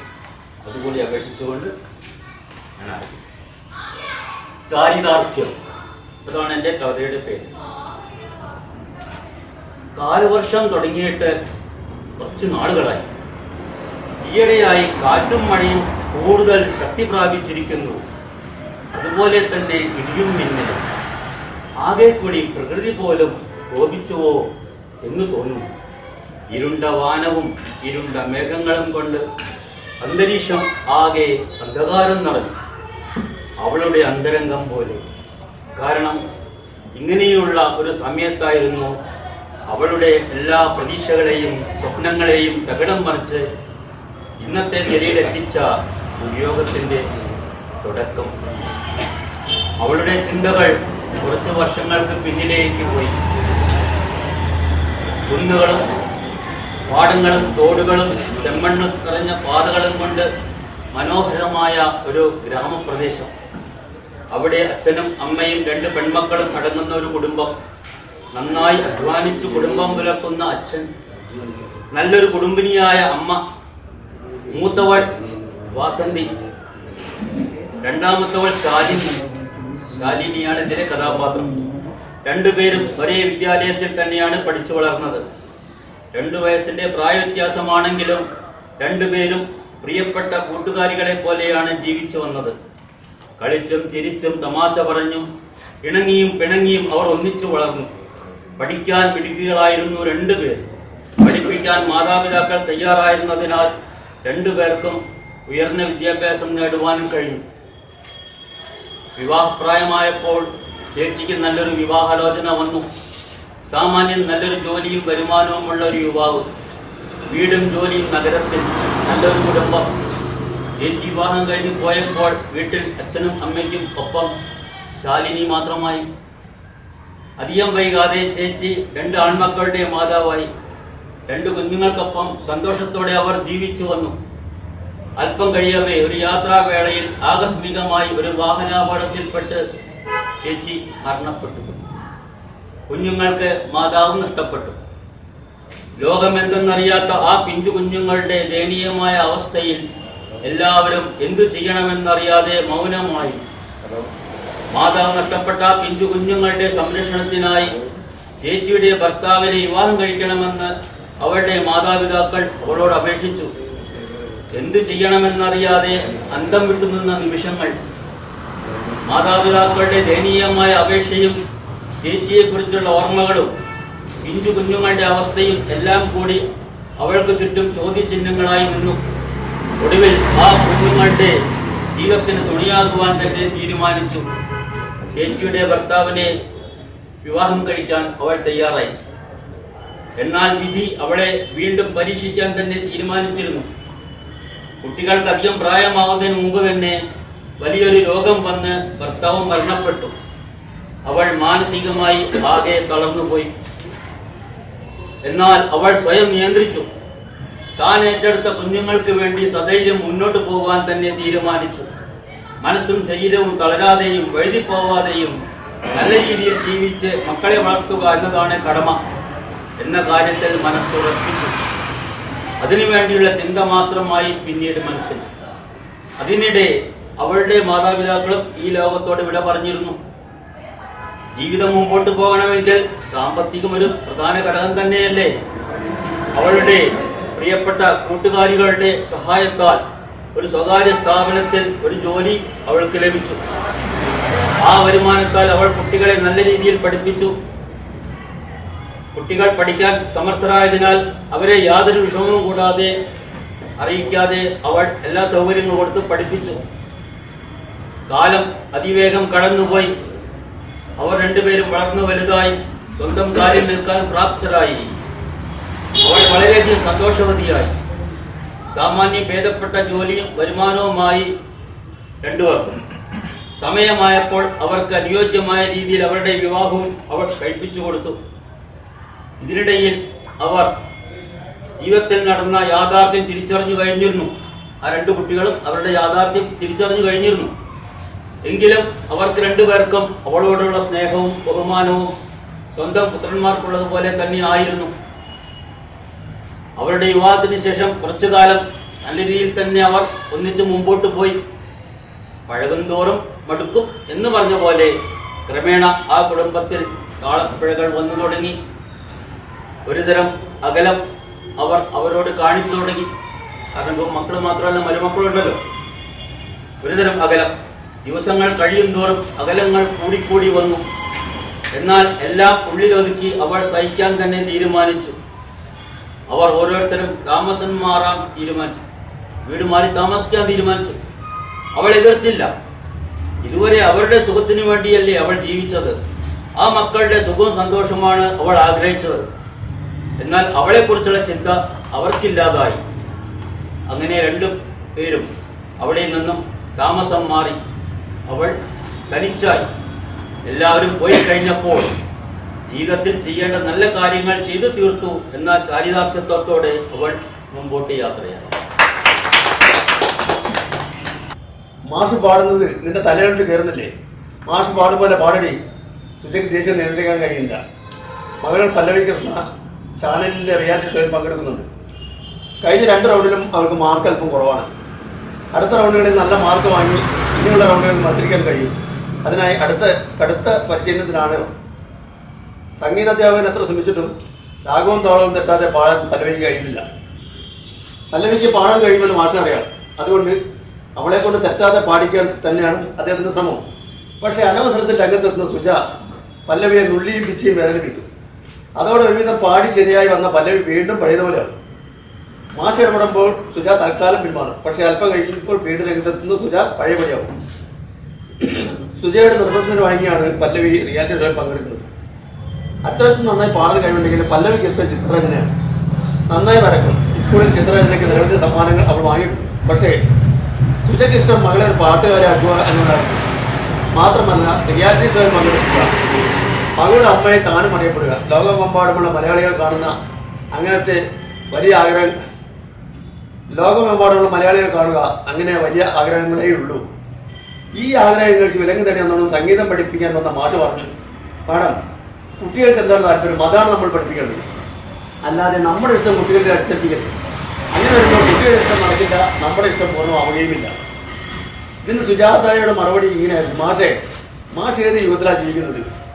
കുട്ടികളുടെ ഇഷ്ടത്തിന് നമ്മൾ അവരെ വിട്ടാൽ അവർ നാശത്തിലേക്ക് എന്നെത്തും. നമ്മുടെ മക്കളെ കൊണ്ട് നമുക്കും ചില സ്വപ്നങ്ങളില്ലേ? ഒരു കുട്ടി റിയാലിറ്റി ഷോയിൽ പങ്കെടുത്താൽ ആ കുട്ടി മാത്രമല്ല ഫാമിലി ഒന്നായി പ്രശസ്തമാകും. അവരെ എപ്പോഴും ടി വി കാണാം. ഏറ്റവും കൂടുതൽ ഫേമസ് ആകുന്നത് അമ്മമാരാണ്. മാത്രമല്ല അങ്ങനെ വന്നാൽ പല അമ്മമാരും ടി വി സീരിയലുകളിലും സിനിമകളിലും അഭിനയിച്ചിട്ടുണ്ട്. എൻ്റെ മകള് കാരണം അങ്ങനെ ഒരു അവസരം കിട്ടിയാൽ ഞാനെന്തിനാ മാഷായിരുന്നു തട്ടിക്കളയുന്നത്? നമ്മളെ പുച്ഛത്തോടെ നോക്കിയ പലരും നാളെ നമ്മുടെ പിന്നാലെ വരും. മാഷൊന്നും മറുപടി പറയാനില്ലാതെ മകളെ പാട്ട് പഠിപ്പിക്കാനിരുന്നു. ആത്മകഥം പോലെ പറഞ്ഞത് അല്പം ശബ്ദത്തിലായിപ്പോയി. പാട്ട് പഠിപ്പിക്കുന്നതിന് കൃത്യമായി ഫീസ് കിട്ടുന്നുണ്ടല്ലോ, അത് മതി. സുധാരാണി കൃഷ്ണകുമാർ ദമ്പതികളുടെ ഏക മകളാണ് പല്ലവി കൃഷ്ണ. കൃഷ്ണകുമാർ തിരക്കുള്ള ബിസിനസ്സുകാരനാണ്. അതുകൊണ്ട് തന്നെ മകളുടെ എല്ലാ കാര്യങ്ങളും നോക്കുന്നത് സുജാറാണിയാണ്. പക്ഷേ ക്ലാസ് മുടക്കി പല്ലവി റിയാലിറ്റി ഷോയിൽ പങ്കെടുക്കുന്നതിൽ കൃഷ്ണകുമാർ താല്പര്യമില്ല. അതിന്റെ പേരിൽ സുജയുമായി 1-2 തവണ തർക്കിക്കേണ്ടി വന്നിട്ടുണ്ട്. പക്ഷേ സുജയുടെ വാശിക്ക് മുമ്പിൽ തോറ്റു പിൻവാങ്ങുകയായിരുന്നു. റിയാലിറ്റി ഷോ ഓഡീഷനിൽ പങ്കെടുക്കാൻ പല്ലവിക്ക് താല്പര്യം ഉണ്ടായിരുന്നില്ല. അവരുടെ ലോകം വർണ്ണങ്ങളുടെയും ചായങ്ങളുടെയും പറകളുമായിരുന്നു. പക്ഷേ അമ്മയുടെ നിർബന്ധവും ശാസ്ത്രീയയും ഭീഷണിയും കാരണം അവൾ അതിൽ പങ്കെടുത്തു. പല്ലവിയുടെ ഭാഷയെ പറഞ്ഞാൽ നിർഭാഗ്യം. അവരുടെ ഭാഷയെ പറഞ്ഞാൽ നിർഭാഗ്യം. പല്ലവി ഓഡീഷൻ പാസ്സായി. സുജ സന്തോഷം കൊണ്ട് തുള്ളിച്ചാടി. അപ്പോഴും കൃഷ്ണകുമാരൊരു നിർബന്ധമുണ്ടായിരുന്നു. പഠിപ്പാണ് പ്രധാനം. പല്ലവിയെ പാട്ട് പഠിപ്പിക്കാൻ ഭാരിച്ച ഫീസ് കൊടുത്ത് പേര് കേട്ട സംഗീതാധ്യാപകരെ കണ്ടെത്തി. വില കൂടിയ ഫാഷൻ ഡ്രസ്സുകളും പല്ലവിക്ക് സുജാതിക്കും വാങ്ങിക്കൂട്ടി. എല്ലാം അറിയുന്നുണ്ടെങ്കിലും ഒരു കാര്യത്തിലും കൃഷ്ണകുമാർ കൈകടത്തിയില്ല. എല്ലാം സുജയുടെ തീരുമാനങ്ങൾ. ഓരോ റൗണ്ട് കഴിയുമ്പോഴും പല്ലവി കൂടുതൽ മെച്ചപ്പെടുന്നു. അഭിനന്ദനങ്ങളും ഫോൺ വിളികളും അവളെ അവാച്യമായ അനുഭൂതിയിലെത്തിച്ചു. ഡ്രസ്സിനോടും മേക്കപ്പിനോടും സ്റ്റേജിനോടും ലൈറ്റിനോടും ക്യാമറയോടും ഒക്കെ അവൾക്ക് വല്ലാത്ത ഇഷ്ടം തോന്നി. അവൾ അറിയാതെ വാശിയുടെ മത്സരാർത്ഥിയായി മാറുകയായിരുന്നു. അതിൽ ഏറ്റവും സന്തോഷിച്ചത് സുജയായിരുന്നു. പല്ലവി സ്റ്റേജിൽ പാടുമ്പോൾ ക്യാമറ ശ്രദ്ധിക്കപ്പെടാൻ വേണ്ടി സുജ ഗോഷ്ഠികൾ കാണിക്കുകയും നൃത്തച്ചുവട് വെക്കുകയും ചെയ്യുമായിരുന്നു. ഒരു തരം ലഹരിയായിരുന്നു അവൾക്ക്. യൂണിറ്റിലുള്ള എല്ലാവരോടും വളരെ ഫ്രീ ആയി പെരുമാറി. എല്ലാവരും ശ്രദ്ധിക്കപ്പെടാൻ അവൾ പ്രത്യേകം ശ്രദ്ധിച്ചിരുന്നു. പല്ലവിക്ക് പാട്ടിൽ കോൺസെൻട്രേഷൻ കിട്ടാനും പഠിച്ചത് മറന്നു പോകാതിരിക്കാനും പലരുടെയും ഉപദേശങ്ങൾ അനുസരിച്ച് ടോണിക്കുകളും വിറ്റാമിൻ ഗുളികളും പച്ചമരുന്നുകളുമായി നൽകുമായിരുന്നു. ഒരുമിച്ച് കഴിക്കാൻ പാടില്ലാത്ത പലതും ഒന്നിച്ചു കൊടുത്തത് കാരണം മകൾക്കുണ്ടാകുന്ന ആരോഗ്യ പ്രശ്നങ്ങൾ അമ്മ ശ്രദ്ധിച്ചില്ല. ആയുർവേദിയും അലോപ്പതിയും ഹോമിയോ ഒന്നിച്ച് കഴിക്കാനുള്ള പറ്റും പ്രവർത്തില്ല. എന്ത് ചെയ്തിട്ടായാലും മകൾ റിയാലിറ്റി ഷോയിൽ ഉണ്ടാവണം. അത് മാത്രമായിരുന്നു സുജയുടെ മനസ്സിൽ. പല്ലവിക്ക് നഷ്ടപ്പെടുന്ന ക്ലാസ്സുകളിലെ നോട്ടുകൾ അവളുടെ കൂട്ടുകാരിൽ നിന്ന് വാങ്ങി സുജ പല്ലവിക്ക് എത്തിച്ചു കൊടുക്കും. പക്ഷെ അതൊന്നും പല്ലവിയുടെ തലയിൽ കയറില്ല. കാരണം അവളെ പാട്ട് മാത്രമേ ഉള്ളൂ. പാട്ടിന്റെ വർണ്ണ ലോകത്ത് പാട്ട് പറക്കുകയായിരുന്നു അവൾ. സദാസമയം മൊബൈലിൽ പാട്ട് കേട്ടുകൊണ്ടിരിക്കുകയാണ്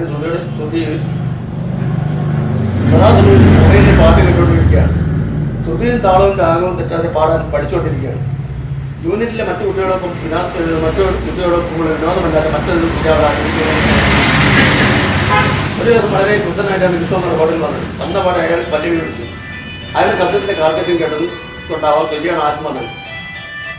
സുജയെ കണ്ടപാടെ കരുതി കൊണ്ട് അയാൾ അരികിലെത്തി. നമ്മുടെ മോളുടെ ഭാവി നശിപ്പിക്കാനാണോ നിന്റെ തീരുമാനം? അയാൾ നിന്ന് ചീറി. നിങ്ങളെന്താ പറയുന്നത്? എനിക്കൊന്നും മനസ്സിലാവുന്നില്ല. സുജ അമ്പരപ്പോട് ചോദിച്ചു. മനസ്സിലാവില്ല, നിനക്കൊന്നും മനസ്സിലാവില്ല. കാരണം നിന്റെ മനസ്സുകൊണ്ട് വികാരിച്ചതാണ്. അതിനിപ്പം ഇവിടെ എന്ത് സംഭവിച്ചു? സുജ ദേഷ്യപ്പെട്ടു. എന്ത് സംഭവിച്ചിരുന്നു? കൃഷ്ണകുമാർ കൂടുതലായി. ക്ലാസ്സിൽ വളരെ നന്നായി പഠിക്കുന്ന കുട്ടിയായിരുന്നു നമ്മുടെ മകൾ. പക്ഷേ ഇത്തവണ 2 വിഷയങ്ങൾക്ക് അവൾ തോറ്റിരുന്നു. ഓ, അതാണ് എത്ര വലിയ കാര്യം, സുജ നിസ്സാരമായി പറഞ്ഞു. ആ മറുപടി കൃഷ്ണകുമാറിനെ കൂടുതൽ വൃദ്ധനാക്കി. അതെന്താ, പരീക്ഷയ്ക്ക് തോൽക്കുന്നത് ചെറിയ കാര്യമാണോ? മന്തിലെ ടെസ്റ്റിന് തോറ്റുന്ന കഴിഞ്ഞ് വലിയ കാര്യമൊന്നുമില്ല. മെയിൻ എക്സാമിനേഷന് പഠിച്ച് ജയിച്ചാൽ മതി. സുജയ്ക്ക് അതൊരു വിഷയമല്ല. എങ്ങനെയായിരിക്കും അന്നന്ന് ക്ലാസ്സിൽ പഠിപ്പിക്കുന്ന വിഷയങ്ങൾ പഠിക്കാതെ നോട്ട് എഴുതാതെ ഇരിക്കുന്നതല്ല എങ്ങനെ ജയിക്കും?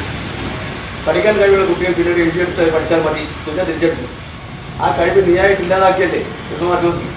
നിന്റെ ഈ നശിച്ച റിയാലിറ്റീസ് പ്രയാണം കാരണം നമ്മുടെ മകളുടെ ഭാവിയാണ് നശിക്കാൻ പോകുന്നത്.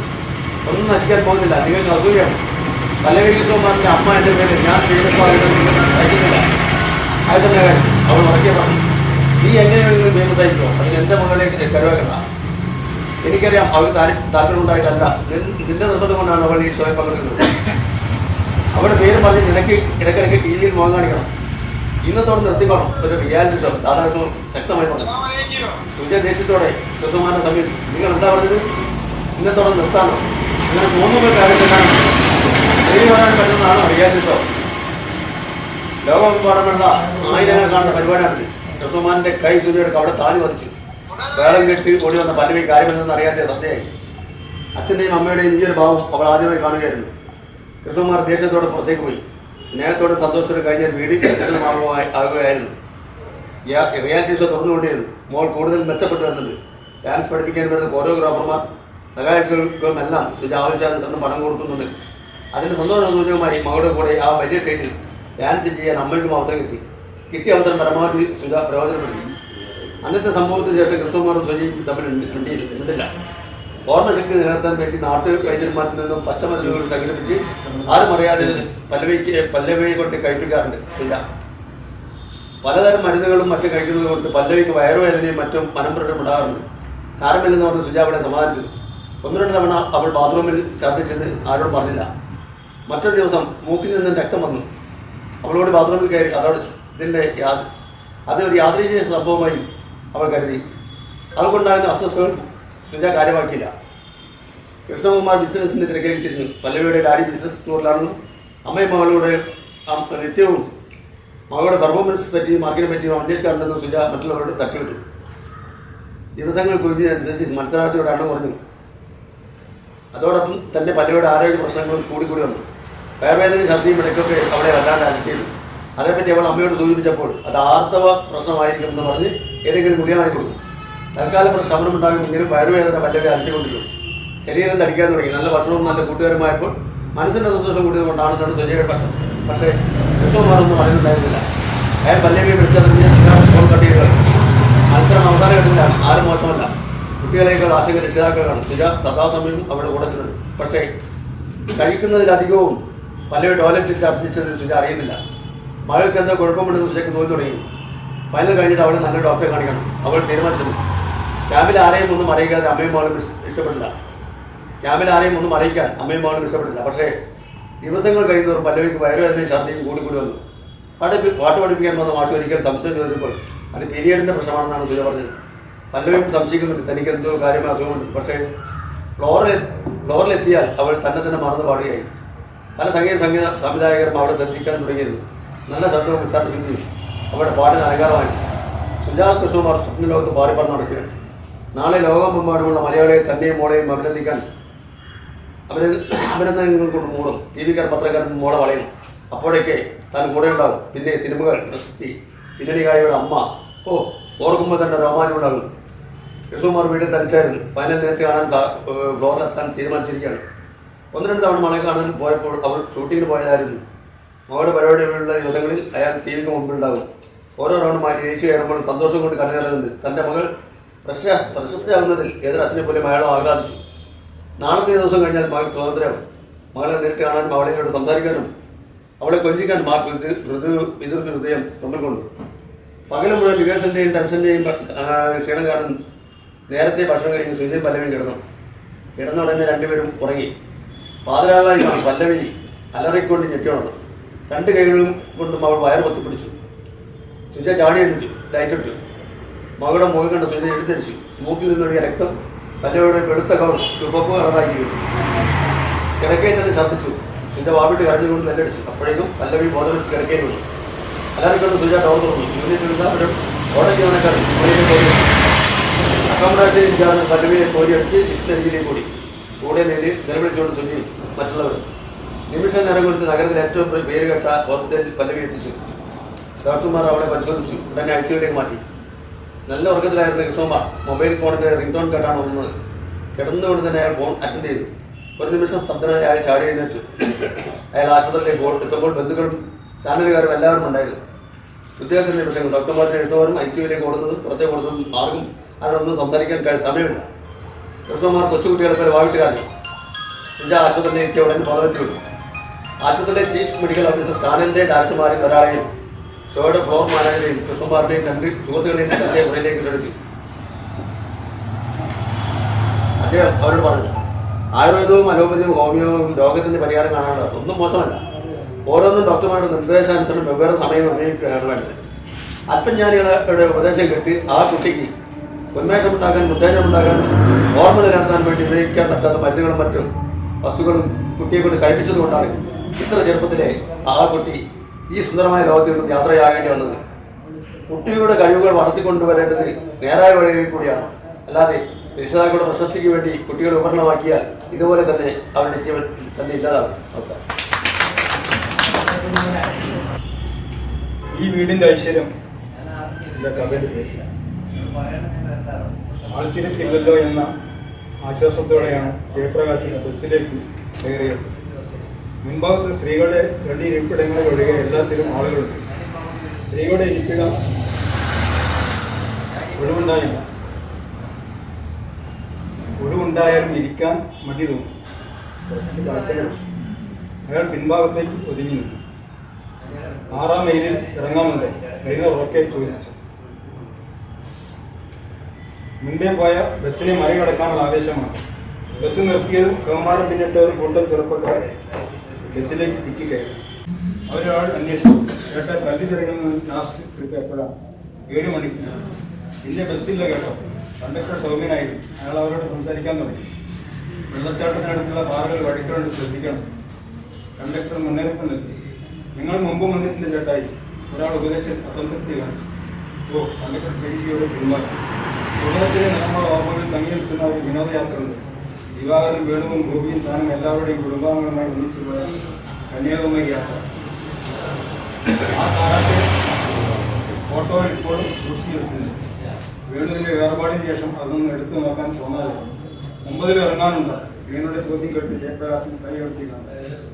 9-ാം മൈൽ എന്ന ബോർഡ് കാണാം. ബസ്സിറങ്ങി നടക്കുമ്പോൾ കൂട്ടിൽ നിന്നും പുറത്തേക്ക് ഇറങ്ങിയ ആശ്വാസം. ഒരു നേരം പോലെ ഇരിക്കാൻ കഴിഞ്ഞില്ല. ചിലരൊക്കെ എഴുന്നേറ്റ് പോകുമ്പോൾ ഒഴിഞ്ഞ വിപണികളൊന്നും തന്റെ വഴിയിൽ വന്നില്ല. ക്ഷീണം തോന്നുന്നുണ്ട്. കൃഷിക്കടയിൽ നാരങ്ങ വെച്ച് മുണ്ടും മാടിക്കുറ്റിയാൽ പതുക്കെ നടന്നു. ദിവാകരൻ തന്നെ കാണുമ്പോൾ അത്ഭുതപ്പെടും. ആഹ്ലാദവും ഉണ്ടാവും. ചിലപ്പോൾ ഏറെത്തമായി കാണാത്തതിന്റെ പരിഭവം കാണിച്ചേക്കും. വഴിയിലേറെ മാറ്റങ്ങളൊന്നും വന്നിട്ടില്ല. ശുദ്ധമായി ഇളങ്കാറ്റ് ഒരു ഉന്മേഷമുണ്ടായി. ദിവാകരൻ ഇങ്ങോട്ട് താമസമാക്കിയിട്ട് 4 വർഷം കഴിഞ്ഞിരിക്കും.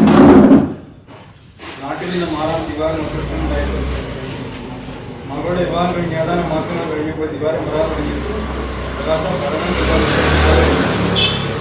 നോമിന്റെ നാട്ടിൽ ചെറിയ വീട് വിൽപ്പനയ്ക്കും അത് വാങ്ങണം ഒക്കെ പറഞ്ഞു വെച്ചിട്ടുണ്ട്. ഒരു ദിവസം അത് യാഥാർത്ഥ്യമാണ്. നോക്കിക്കപ്പോൾ അന്ന് ദിവാകരന്റെ വീട് കണ്ട് തുടങ്ങുമ്പോൾ ദിവാകരത്തിന്റെ കടമില്ലല്ലോ എന്ന് സമാധാനിക്കുമ്പോൾ എന്റെ മനസ്സിൽ എവിടെയാണ്? നിങ്ങളൊക്കെ അവിടെയല്ലേ ഉള്ളത്? ആശ്വസിപ്പിക്കാൻ എന്തൊക്കെയോ പറഞ്ഞു. ഏറെയും പറഞ്ഞത് ഗോപിയായിരുന്നു. അന്ന് തനിക്ക് വാക്കുകളാകുന്നു. എപ്പോഴെങ്കിലും ഒന്ന് ദിവാകരന്റെ അരികിൽ വരണമെന്ന് കരുതിയിരുന്നു. പിന്നീടാവാമെന്ന ചിന്തയിൽ കാലം കുറെ കടന്നു.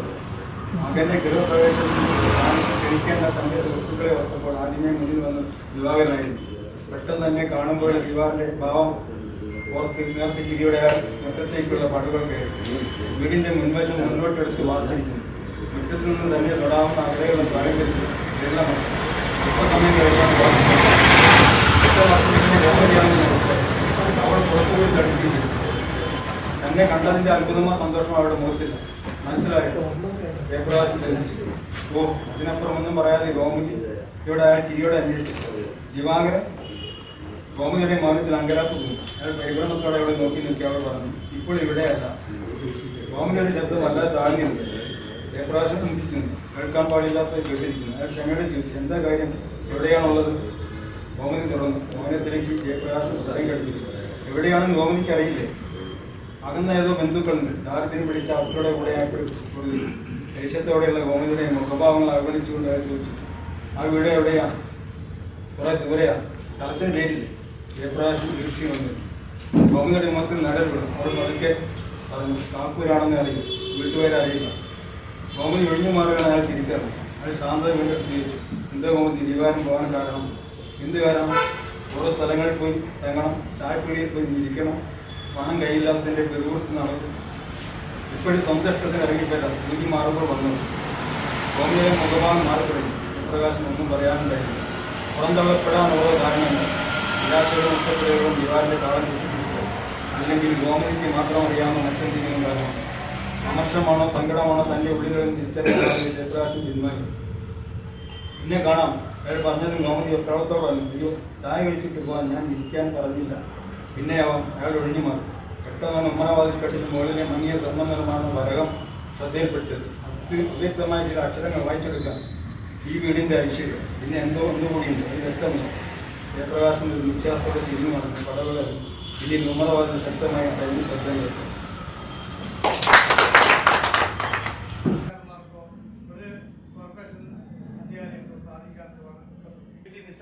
അദ്ദേഹത്തെ ഞാൻ എൻ്റെ സ്വന്തം പേരിൽ ഞാൻ അഭിനന്ദിക്കുകയാണ്.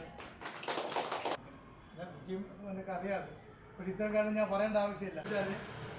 കുഞ്ഞപ്പിള്ള ബേപ്പൂരിൽ അക്ഷരം പ്രതി എടുക്കുന്നത് കാരണം മൂപ്പരൊരു വാക്ക് ഈ പരിപാടി സംഘടിപ്പിക്കാൻ തീരുമാനമെടുക്കുകയും പരിപാടി സംഘടിപ്പിക്കുകയും ചെയ്ത ഞങ്ങളുടെ കൂടെ തന്നെ ഉണ്ടായിരുന്ന ഒരാളായിരുന്നു ഹക്കീം മാഷ്. മാഷ് ഡോക്ടറാണ്. ഡോക്ടർ അവസാന നിമിഷം വരെ എന്ന് പറയാം. കാരണം അങ്ങനെ അതിൻ്റെ പേരിലാണ് ഞാൻ വെളുത്തിൽ കുടുംബം മൂപ്പരെ ഒന്ന് ആദരിച്ചത്. മൂപ്പരുടെ സ്നേഹത്തിനും സഹായത്തിനും മരണം വരെ അദ്ദേഹം കാരക്കാട് വന്ന് കാരക്കാട് വേണ്ട പള്ളിയിൽ പങ്കെടുക്കുന്ന അവസ്ഥവരെയുള്ള മൂപ്പരുടെ സഹായ സഹകരണം ഞങ്ങൾക്കൊക്കെ ഉണ്ടായിരുന്നു. ഇത് മാത്രമല്ല മൂപ്പർ എപ്പോഴും ഇവിടെ വന്നിട്ട് ഈ ഇവിടെ താമസിക്കുന്നിടത്ത് കുഞ്ഞപ്പിള്ള താമസിക്കുന്നിടത്ത് വന്ന് അദ്ദേഹവുമായിട്ട് ബന്ധപ്പെടാറുണ്ടായിരുന്നു. പല ആൾക്കാർക്കും പല അഭിപ്രായ വ്യത്യാസങ്ങളുണ്ടായിരുന്നു. കാരണം ഞങ്ങൾ അവിടെ ഒരു ബ്ലോക്ക് ആൾക്കാർ വരുന്നതിൽ ബ്ലോക്ക് ചെയ്തിരിക്കുന്നു എന്ന് പറഞ്ഞിട്ട് എന്നോട് കുറേ ആൾക്കാർ എന്നെ ചീത്തവരെ വിളിച്ചു. പല സാഹിത്യകാരന്മാർ, ഞാൻ പേര് പറയുന്നില്ല. പക്ഷേ അതിൻ്റെ യഥാർത്ഥങ്ങളൊക്കെ എനിക്കൊന്ന് ഡോക്ടർ ഹക്കീം തന്നെ അറിയാം. മൂപ്പര് ഡോക്ടർ ഹക്കീം എപ്പോഴും അധിക സമയത്ത് അവിടെ മൂപ്പര് കുഞ്ഞത്തിൻ്റെ കൂടെ ഉണ്ടാവാറുണ്ട്. കാരണം അങ്ങനെ അദ്ദേഹമായിട്ടുള്ള ഒരു ബന്ധത്തിൻ്റെ പേരിലായിരുന്നു എനിക്ക് തോന്നുന്നത് ശിലയിൽ തീർത്ത സ്മാരക ശിലകൾ എന്ന ഒരു പുസ്തകം തന്നെ വലിയ എനിക്ക് 900 രൂപ അതിൻ്റെ വാല്യൂ. അത്രയും വലിയ ബുക്കാണ്. മൂപ്പരുടെ ചരിത്രങ്ങളൊക്കെ എഴുതിക്കൊണ്ട് പുസ്തകം പ്രസിദ്ധീകരിച്ചിരുന്നു. എനിക്ക് രാഷ്ട്രീയത്തിൻ്റെ ഉള്ളുവണ്ടികളെ കുറിച്ച് പഠിക്കാനും എഴുതാനുള്ള ഒരു സാധ്യതയ്ക്ക് വേണ്ടിയിട്ടായിരുന്നു ഞാനങ്ങനെ മത്സരിച്ചിരുന്നത്. അങ്ങനെ ഒരു രാഷ്ട്രീയത്തിനോടോ ഒരു രാഷ്ട്രീയ പാർട്ടിയോടോ ഒരാളോടോ വ്യക്തിപരമായിട്ടോ സ്നേഹം വരുമ്പോൾ മരണം വരെ ഉണ്ടായിരുന്ന ഒരാളായിരുന്നത്. മതപരമായിട്ടൊക്കെ അയാൾക്ക് നല്ല അറിവുണ്ട് എല്ലാവരെക്കാട്ടും. മതത്തിൻ്റെ ഒരുപാട് കുത്തുകൾ ഏറ്റ ആളാണ് കുഞ്ഞപ്പിള്ള. കാരണം ഈ ഖബർസ്ഥാനത്തിൽ വടകര കാരക്കാട് ഖബർസ്ഥാനത്ത് വെക്കുമ്പോൾ തന്നെ അവിടെ ഒരുപാട് ഞങ്ങൾക്ക് ഉപരോധം ഉണ്ടായിരുന്നു. കാരണം മൂപ്പര് അവസാനത്തിൽ ചില കാര്യങ്ങളൊക്കെ പറഞ്ഞത് മതപരമായിട്ടുള്ള ഒരു എതിർപ്പിന് ഞങ്ങൾക്ക് കുടുംബത്തിന് തന്നെ പ്രയാസങ്ങൾ ഉണ്ടാക്കിയിട്ടുണ്ട്. മൂപ്പര് ആ സമയത്ത് ആരോട് എങ്ങനെ പറയണമെന്നല്ല പലപ്പോഴും ആലോചിക്കാറില്ല. അത് ഭാര്യേൻ്റെ പ്രയാസങ്ങളുണ്ടാവുമോ അല്ലെങ്കിൽ മക്കളുടെ പ്രയാസങ്ങളുണ്ടാവുമോ, ആ പ്രയാസങ്ങളെ കുറിച്ച് ചിന്തിക്കാറില്ല. അർദ്ധരാത്രിയൊക്കെ എനിക്ക് ഓർമ്മയുണ്ട്. വീട്ടിൽ നിന്നൊക്കെ എഴുന്നേറ്റ് നിന്നിട്ട് രാത്രി 2 മണിക്കെല്ലാം ഇങ്ങനെ നടക്കും ടെറസിലെത്തിക്കും. കഥയും കർമ്മയില്ല എനിക്കൊന്നും വിശ്വസിക്കുന്നതല്ല. അങ്ങനെ ചില സ്വഭാവങ്ങളൊക്കെ ഉണ്ട്. പക്ഷേ മൂപ്പര് ഈ അവസാന നിമിഷം വരെ എല്ലാവർക്കും ഞാൻ കുടുംബത്തിൽ മാത്രമല്ല വരുന്ന എനിക്ക് തോന്നുന്നു അക്ഷയമാസികം വരുമ്പോഴൊക്കെ എപ്പോഴും കണ്ണടച്ചിരിക്കുന്നതാണ് പറയാൻ പറ്റുന്നത്. ആരെയും കാണാതില്ല. ഈ പറഞ്ഞ മാതിരി മൂപ്പര് വിരക്തി തോന്നി. എന്തുകൊണ്ടോ ഈ ജീവിതത്തോടെ വിരക്തി തോന്നിയിട്ടാണ് അത് മൂപ്പര് അവസാന നിമിഷമൊക്കെ ഉണ്ടായിരുന്നത്. അത് ആരോടുമുള്ള ഒരു പ്രതിഷേധമോ പ്രതികാരമൊന്നും ആയിരുന്നില്ല. മൂപ്പരുടെ ജീവിതത്തിലുണ്ടായ ഒരു അനുഭവത്തിൻ്റെ വെളിച്ചത്തിലാണ് എനിക്ക് തോന്നുന്നത് അങ്ങനെ ഈ ഒരു വിരക്തിയിൽ കൂടി മൂപ്പർ അങ്ങനെ മരിച്ചുപോയത്. 2 പ്രാവശ്യം ഇവിടെ ബേബി മോഡൽ ഹോസ്പിറ്റലിലേക്ക് അഡ്മിറ്റാക്കുകയും തിരിച്ചു കൊണ്ടുവരികയും 100 രൂപയുടെ ചികിത്സയ്ക്ക് വേണ്ടി ചില ഡോക്ടറൊക്കെ ആയിരുന്നു തിരിച്ചവിടെ കൊണ്ടുവൊക്കെ ചെയ്തു. പിന്നെ ബേബി മോഡൽ ഹോസ്പിറ്റലിൽ അന്നൊക്കെ ഓടി നടന്നത് ഡോക്ടർ ഹക്കീമായിരുന്നു. എനിക്കറിയാം അതിൻ്റെ ഒറ്റ കാരണം കൊണ്ട് മനസ്സിൽ കുടുംബം ഞങ്ങൾ അദ്ദേഹത്തെ ആദരിച്ചു. ഞങ്ങളെ പോയിട്ട് ആദരിച്ച ഒരു വ്യക്തിയാണ് ഹക്കീം. പിന്നെ ഈ ഞാൻ പറയാൻ കാരണം വെച്ചാൽ ഈ മതപരമായ എതിർപ്പ് എന്ന് പറഞ്ഞത് കാരക്കാട് ഞങ്ങളുടെ മഹല്ല് എന്ന് പറയാം, ഞങ്ങളുടെ സ്ഥലം കാരക്കാടാണ്. ഈ കാരക്കാട് പള്ളിയിലേക്ക് ഞങ്ങൾ ഇത് കൊണ്ടുവരാൻ വേണ്ടി ഞാൻ ഒരുപാട് ത്യാഗം ചെയ്തിട്ടുണ്ട്. കാരണം അവിടെ പള്ളി കമ്മിറ്റിയോട് ചെയ്ത് ചോദിച്ചപ്പോഴേ പള്ളി കമ്മിറ്റി പറഞ്ഞു ഇവിടെ കുറച്ച് പ്രയാസമുണ്ട്, കാരണം കമ്മിറ്റിക്കാർക്ക് എതിർപ്പാണെന്നൊക്കെ പറഞ്ഞു. ഞാൻ പറഞ്ഞു എന്തുണ്ടായിരുന്നാൽ ശരി എന്ന് പറഞ്ഞപ്പോഴേക്ക് എനിക്ക് ഈ കളക്ടറുടെ ഫോണ് അതുപോലെ പോലീസ് കമ്മീഷൻ്റെ ഫോണൊക്കെ വന്നു. എന്താ കാരണം വെച്ചാൽ എവിടെയാണ് നിങ്ങൾ കവറടക്കം നടത്തുന്നത് അവരുടെ അന്ന് അത്രത്തോളം പ്രാധാന്യം ഉണ്ടായിരുന്ന ഒരാളായിരുന്നു. കാരണം അവർക്ക് ഈ സംസ്ഥാനത്തെ ഈ സെറമണി കൊടുക്കണം പോലീസിൻ്റെ, അതിനുകൊണ്ട് എന്നോട് അന്വേഷിക്കുന്നത്. അപ്പോൾ ഞാൻ തീരുമാനിച്ചിട്ട് അവസാനത്തിൽ അവരെ കൊണ്ട് അംഗീകരിപ്പിച്ചു. അപ്പോൾ പാലക്കാട് മാൽ കമ്മിറ്റി അംഗീകരിപ്പിച്ചു. അങ്ങനെ അവിടെ കവറടക്കം നടത്തിയത് എന്നെ ഒരുപാട് പാലേരി രമേശൻ എന്നോട് ഒരുപാട് സഹായിച്ചിട്ടുണ്ട്. കാരണം പ്രതിഷേധങ്ങളും പ്രതികാരങ്ങളൊക്കെ ഉണ്ടാകുന്ന ഒരു സന്ദർഭത്തിലാണെങ്കിൽ എനിക്ക് പ്രൊട്ടക്ഷൻ വളരെയാണ്. ഞാൻ രമേശിനോടൊക്കെ പറഞ്ഞിട്ട് രമേശൊക്കെ ആയിരുന്നു എൻ്റെ കൂടെ ഉണ്ടായിരുന്നു. പല ഒരാളൊക്കെ എന്താ പറഞ്ഞിട്ട് രമേശനൊക്കെ ഉണ്ടായിരുന്നു നമ്മളോട്. അപ്പോൾ എനിക്ക് കുറേ കഥകളൊന്നും പറയാനില്ല, കഥകൾ വായിച്ച ആൾക്കാരായിട്ട് നിങ്ങളൊക്കെ എല്ലാവരും. പക്ഷേ എനിക്ക് ഒരേ ഒരു ഞാൻ പലപ്പോഴും നിസ്സാരോട് സംസാരിക്കാറുണ്ട് കാര്യങ്ങൾ. ഒരേ ഒരു പ്രതിഷേധം മാത്രമേ ഉള്ളൂ, അവഗണന.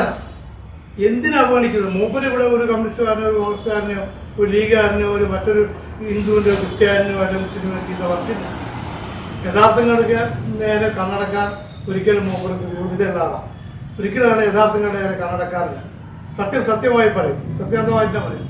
അത് എനിക്ക് തോന്നുന്നു ഡോക്ടർ ഹക്കീമിനൊക്കെ ഒരുപാട് ചീത്ത തന്നെ പിടിക്കാറ്, അയാളെ പിടിച്ച് കടിക്കാറുണ്ട് അടുത്ത് കണ്ടാലൊക്കെ. അങ്ങനത്തെ ഒരു പരിണിതക്കാരനായിട്ട് അവസാനത്തിനൊക്കെ 1-2 കൊല്ലം മുമ്പ് കടന്നുപോയി.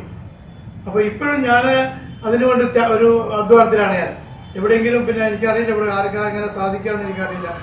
ആർക്കെങ്കിലും സാധിക്കുകയാണെങ്കിൽ ഞാൻ നിസാറിനൊക്കെ പറഞ്ഞതാണ്. ഞാനിപ്പോൾ നിങ്ങളൊക്കെ നിർത്തിക്കൊണ്ട് തന്നെ പറയുകയാണെങ്കിൽ ഡോക്ടർ ഹക്കീമിനോടൊക്കെ സാധിക്കുകയാണെങ്കിൽ എവിടെയെങ്കിലും ഒരു നമുക്കൊരു സ്മാരകം നമുക്കൊക്കെ വേണമെന്ന് കോഴിക്കോട് ചെയ്യും.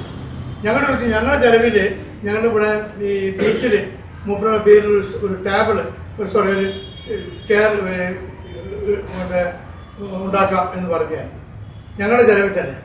പക്ഷെ അതിന് വരാൻ ഞങ്ങൾക്ക് അനുവാദം തന്നെ. അത് കുറ്റപ്പെടുത്തലല്ല, എനിക്ക് ഇനിയും ഞങ്ങൾ പറഞ്ഞുകൊണ്ടിരിക്കും. പിന്നെ റോഡിൻ്റെ പേരെന്ന് വെച്ചാൽ ഏത് ഞാൻ കുറ്റം മോശമായിട്ട് പറഞ്ഞ അടയും ചടയനൊക്കെ പേര് ഇപ്പം എല്ലാ ആൾക്കാരുടെ പേരും റോഡിനുണ്ട്.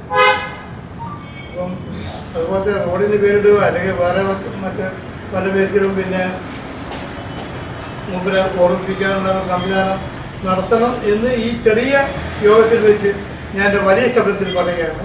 ഞാൻ ഒരിക്കൽ കൂടി എൻ്റെ സ്വന്തം പേരിൽ ഞാൻ തന്നെ നിങ്ങൾ എല്ലാവരെയും സ്വാഗതം ചെയ്യാൻ വന്നു കൂടിയതിൽ എനിക്ക് ഒരുപാട് സന്തോഷമുണ്ട്, അഭിമാനമുണ്ട്. ഈ ചെറിയ സദസ്സാണെങ്കിലും ഒരു വലിയ ഗാംഭീര്യം തോന്നുന്നുണ്ട് എനിക്ക്. ചേർന്ന സാറും ജോർജ് സാറും അതുപോലെ തന്നെ ആക്കി ഡോക്ടറും ഒക്കെ നിസാറിൻ്റെ സാന്നിധ്യത്തിലായി തന്നെ എനിക്ക് വളരെ അഭിമാനം തോന്നുന്നു. ഇനിയും പിന്നെ അങ്ങോട്ട് നല്ല നല്ല പ്രവർത്തനങ്ങളിലൊക്കെ ഏർപ്പെടാൻ വേണ്ടി എനിക്ക് സാധിക്കട്ടെ, അതുപോലെ സഹായിക്കാൻ നിങ്ങളുണ്ടാകണം മാത്രമേ പറഞ്ഞു. നമസ്കാരം. അദ്ദേഹത്തിൻ്റെ കുറേ തമാശകളൊക്കെ വിശദമായിട്ടുള്ള നമുക്കൊക്കെ അറിയുന്ന നമ്മളൊക്കെ പറഞ്ഞിട്ടുണ്ട്. പക്ഷെ സത്യത്തിൽ ഞാൻ ആ പുസ്തകം ചെയ്തത് ഉൾപ്പെടെയുള്ള പുനത്തിൻ്റെ കേരളം കൊണ്ടാടിയതിന് പശ്ചാത്തലിച്ചുകൊണ്ടുള്ള പുസ്തകത്തിനെ പണിയാനെടുത്തത് അദ്ദേഹം നേതൃത്വം. അതാണ് നേരത്തെ സൂചിപ്പിച്ച പുതിയ പുസ്തകം മാധവി പ്രസിദ്ധീകരിച്ച ശിലയിൽ തീർത്ത സ്മാരകങ്ങൾ എന്ന സ്മാരക ശിലകളാണ് അദ്ദേഹത്തിൻ്റെ പ്രശസ്തമായ നോവൽ. നിങ്ങൾക്കറിയാം. അതിനൊന്ന് തിരിച്ചിട്ട് ശിലയിൽ തീർത്ത സ്മാരകങ്ങൾ അദ്ദേഹം മലയാളത്തിൻ്റെ സാഹിത്യ ലോകത്ത് കൊത്തിവെച്ച ശിലാഫലങ്ങളെക്കുറിച്ച് വിശദമായി എഴുതിയ ഒരു പുസ്തകമാണ്. അതങ്ങനെ ചെയ്യാനുള്ള കാരണം വെളുത്തിൽ കുറ്റത്തിൽ എന്ന് പറയുമ്പോഴേക്കും നമ്മുടെ മനസ്സിലേക്ക് വരിക കുറേ തമാശകളാണ്, കുറേ തോന്നിയാസങ്ങളാണ്. അത് ഇപ്പോഴും അദ്ദേഹത്തിന് ചില TV ഇന്റർവ്യൂവിലൊക്കെയുള്ള ചില ക്ലിപ്പുകൾ ഇപ്പോഴും ഓടിക്കൊണ്ടിട്ടുണ്ട്. നിരന്തരം അദ്ദേഹത്തെ പറ്റി പറയാൻ ഓർമ്മിക്കുന്നില്ല. ഇത്തരം ക്ലിപ്പിങ്സ് ആണ്. അതായത് മൂപ്പരുടെ ഒരു ജീവിതത്തിലെ ചില അനാർക്കികളെ ആഘോഷിച്ച ചില സന്ദർഭങ്ങളിലെ ചില തമാശകൾ, ഭയങ്കര മദ്യപാനി, ഭയങ്കരമായ ബന്ധം പുലർത്തിയ ആളും, അതിലൊക്കെ ഒരു പ്രത്യേക അച്ചടക്കമില്ലാത്ത ജീവിതം നയിച്ച ഒരാളെന്നൊക്കെ രീതിയിൽ പൊതുവെ ഒരു സാധാരണ മനുഷ്യനെ വിലയിരുത്തുന്നത് പോലെ കൃത്യത്തെ പോലെ ഒരാളെ വിലയിരുത്തി വിലയിരുത്തി പോയതിൻ്റെ ഒരു ശരികേട് മലയാളത്തിൽ സംഭവിച്ചു. ഓരോരുത്തർ ഇങ്ങനെയൊന്നും അല്ലായിരുന്നു എന്ന് വെച്ചാൽ അപൂർവമായ ജീവിതത്തിൽ ഓരോരുത്തർ വ്യക്തികൾക്ക് പല കാര്യങ്ങളുണ്ടാവും. അതല്ല അതിന്റെ വിഷയം. എന്നെ കേൾക്കുന്നവർക്ക് തന്നെ നിങ്ങൾ എത്രമാത്രം ഞാൻ പറയുന്നതിന്റെ ആ ഒരു തലത്തിൽ തന്നെ ആലോചിക്കുമെന്ന് പോലും എനിക്ക് സംശയം. വെറുതെ അത് മനസ്സിലാവണമെങ്കിൽ തിരിച്ചൊന്നാലോചിക്കും. പുറത്തിൽ ജനിച്ചത് ഫ്രാൻസിലായിരുന്നു എന്ന് വിചാരിക്കും. എന്നോ നൊബേൽ പ്രൈസ് കിട്ടി ഈ ലോകം കൊണ്ടാടുമായിരുന്ന എഴുത്തുകാരനാണ്. അയാൾ ജനിച്ചത് ജർമ്മനിയിലോ അമേരിക്കയിലോ ഏതെങ്കിലും വേറെ ലാറ്റിൻ അമേരിക്കൻ രാജ്യത്തോ ആയിരിക്കും. മലയാളത്തിലെ മഹാപ്രതിഭ ഒരു സാഹിത്യകാരൻ എന്ന രീതിയിൽ ജന്മം കൊണ്ടുണ്ടായ മനുഷ്യനാണ്. എന്നെ ഇവിടെ കഥയൊക്കെ അവതരിപ്പിച്ച ആളെന്നോട് കഥ എഴുതുന്നവർ, കഥ എഴുതാൻ ആഗ്രഹിക്കുന്നവരോ കഥകളോട് പറയുകയാണ് നിങ്ങളൊക്കെ കഥ എഴുതുന്നതിന് മുമ്പ് ചെയ്യേണ്ടത് കൊല്ലത്തിൻ്റെ ഒക്കെ 25 കഥയൊക്കെ വായിക്കാം. ഇങ്ങനെ തൊട്ടതിനെ ക്രാഫ്റ്റ് ആക്കി അയാൾ എന്തെഴുതിയാലും അത് കഥയുടെ ക്രാഫ്റ്റ് അത്ര ഭയങ്കരമായ കഥയുടെ ശില്പബദ്ധതയുള്ള എന്തിനെ കുറിച്ച് എഴുതിയാൽ വെറുതെ നിങ്ങൾ പ്രത്യേകം സംസാരിച്ചിട്ടുണ്ട്. അതുകൊണ്ട് ഇന്ന് വർത്താനം പറയുന്നതന്നെ രസിക്കാൻ കഥ പറച്ചിലേ അതിങ്ങനെ കെട്ടിരിക്കാൻ കൊതി തോന്നും. ഇങ്ങനെ വെറുതെ പറയുന്ന കഥ പോലും ഇത്ര രസകരം. അതൊരു മനുഷ്യനാണ്.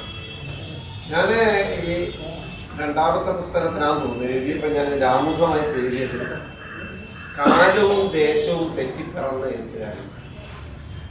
ഒന്നയാൾ ജനിച്ച സ്ഥലമോ ശരി കേരളത്തിൽ, 2ാമത്തെ കാലവും കുറച്ച് വ്യത്യാസം. ഇവിടെയും മതിയായാലും കുറച്ചൊരു കാലം കഴിഞ്ഞാണ്. നമ്മളൊരു പാതി വന്ന സമൂഹമാണ് കേരളം. വിവരം വെച്ചതെന്ന് വെച്ചാൽ വിദ്യാഭ്യാസം കണ്ടുകാരൻ ശരിക്കൊരു വിവരം നേരോട് വെളുത്തു. ഒരുപാട് ഇപ്പോഴും ആചാര സങ്കല്പം എന്നൊക്കെ പറഞ്ഞിട്ടുള്ളവര് 500 കൊല്ലം മുമ്പേത്തെ സങ്കല്പം വെച്ച് പുലർത്തുന്ന മനുഷ്യന്മാരാണ്. അപ്പൊ അതിന്റെ ഒക്കെ ഒരു വലിയ പ്രതിസന്ധി ഉണ്ട്. ആ പ്രതിസന്ധി ഇയാളെപ്പോലത്തെ ഒരാൾ വന്ന് ജനിച്ചു പോയത് അത് കുറ്റം അയാളതല്ല. അപ്പൊ കാലത്തിന്റെ ഈ ദേശത്തിന്റെ ഒരു പ്രശ്നമാണ് സംഭവം. അതുകൊണ്ട് തന്നെ അയാളാണ് സത്യത്തിൽ ഏറ്റവും സ്ട്രഗിൾ അനുഭവിച്ചത്. ആ പ്രതിഭയെ ഉൾക്കൊള്ളാനുള്ള ശേഷിയില്ലാത്ത ഒരു ദേശത്ത് മനുഷ്യന്മാരുടെ ഇടയിൽ ജനിച്ച ആ മനുഷ്യർ എത്ര കഷ്ടപ്പെട്ടിട്ടുണ്ടാവുന്ന ഞാനായിരിക്കും.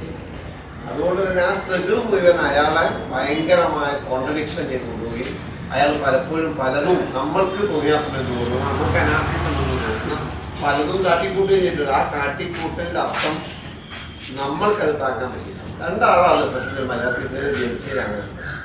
അതിലൊന്ന് മൂപ്പരുടെ ചേച്ചി എന്ന് വിളിക്കുന്ന ആളാണ്. ആരാ? മാധവി.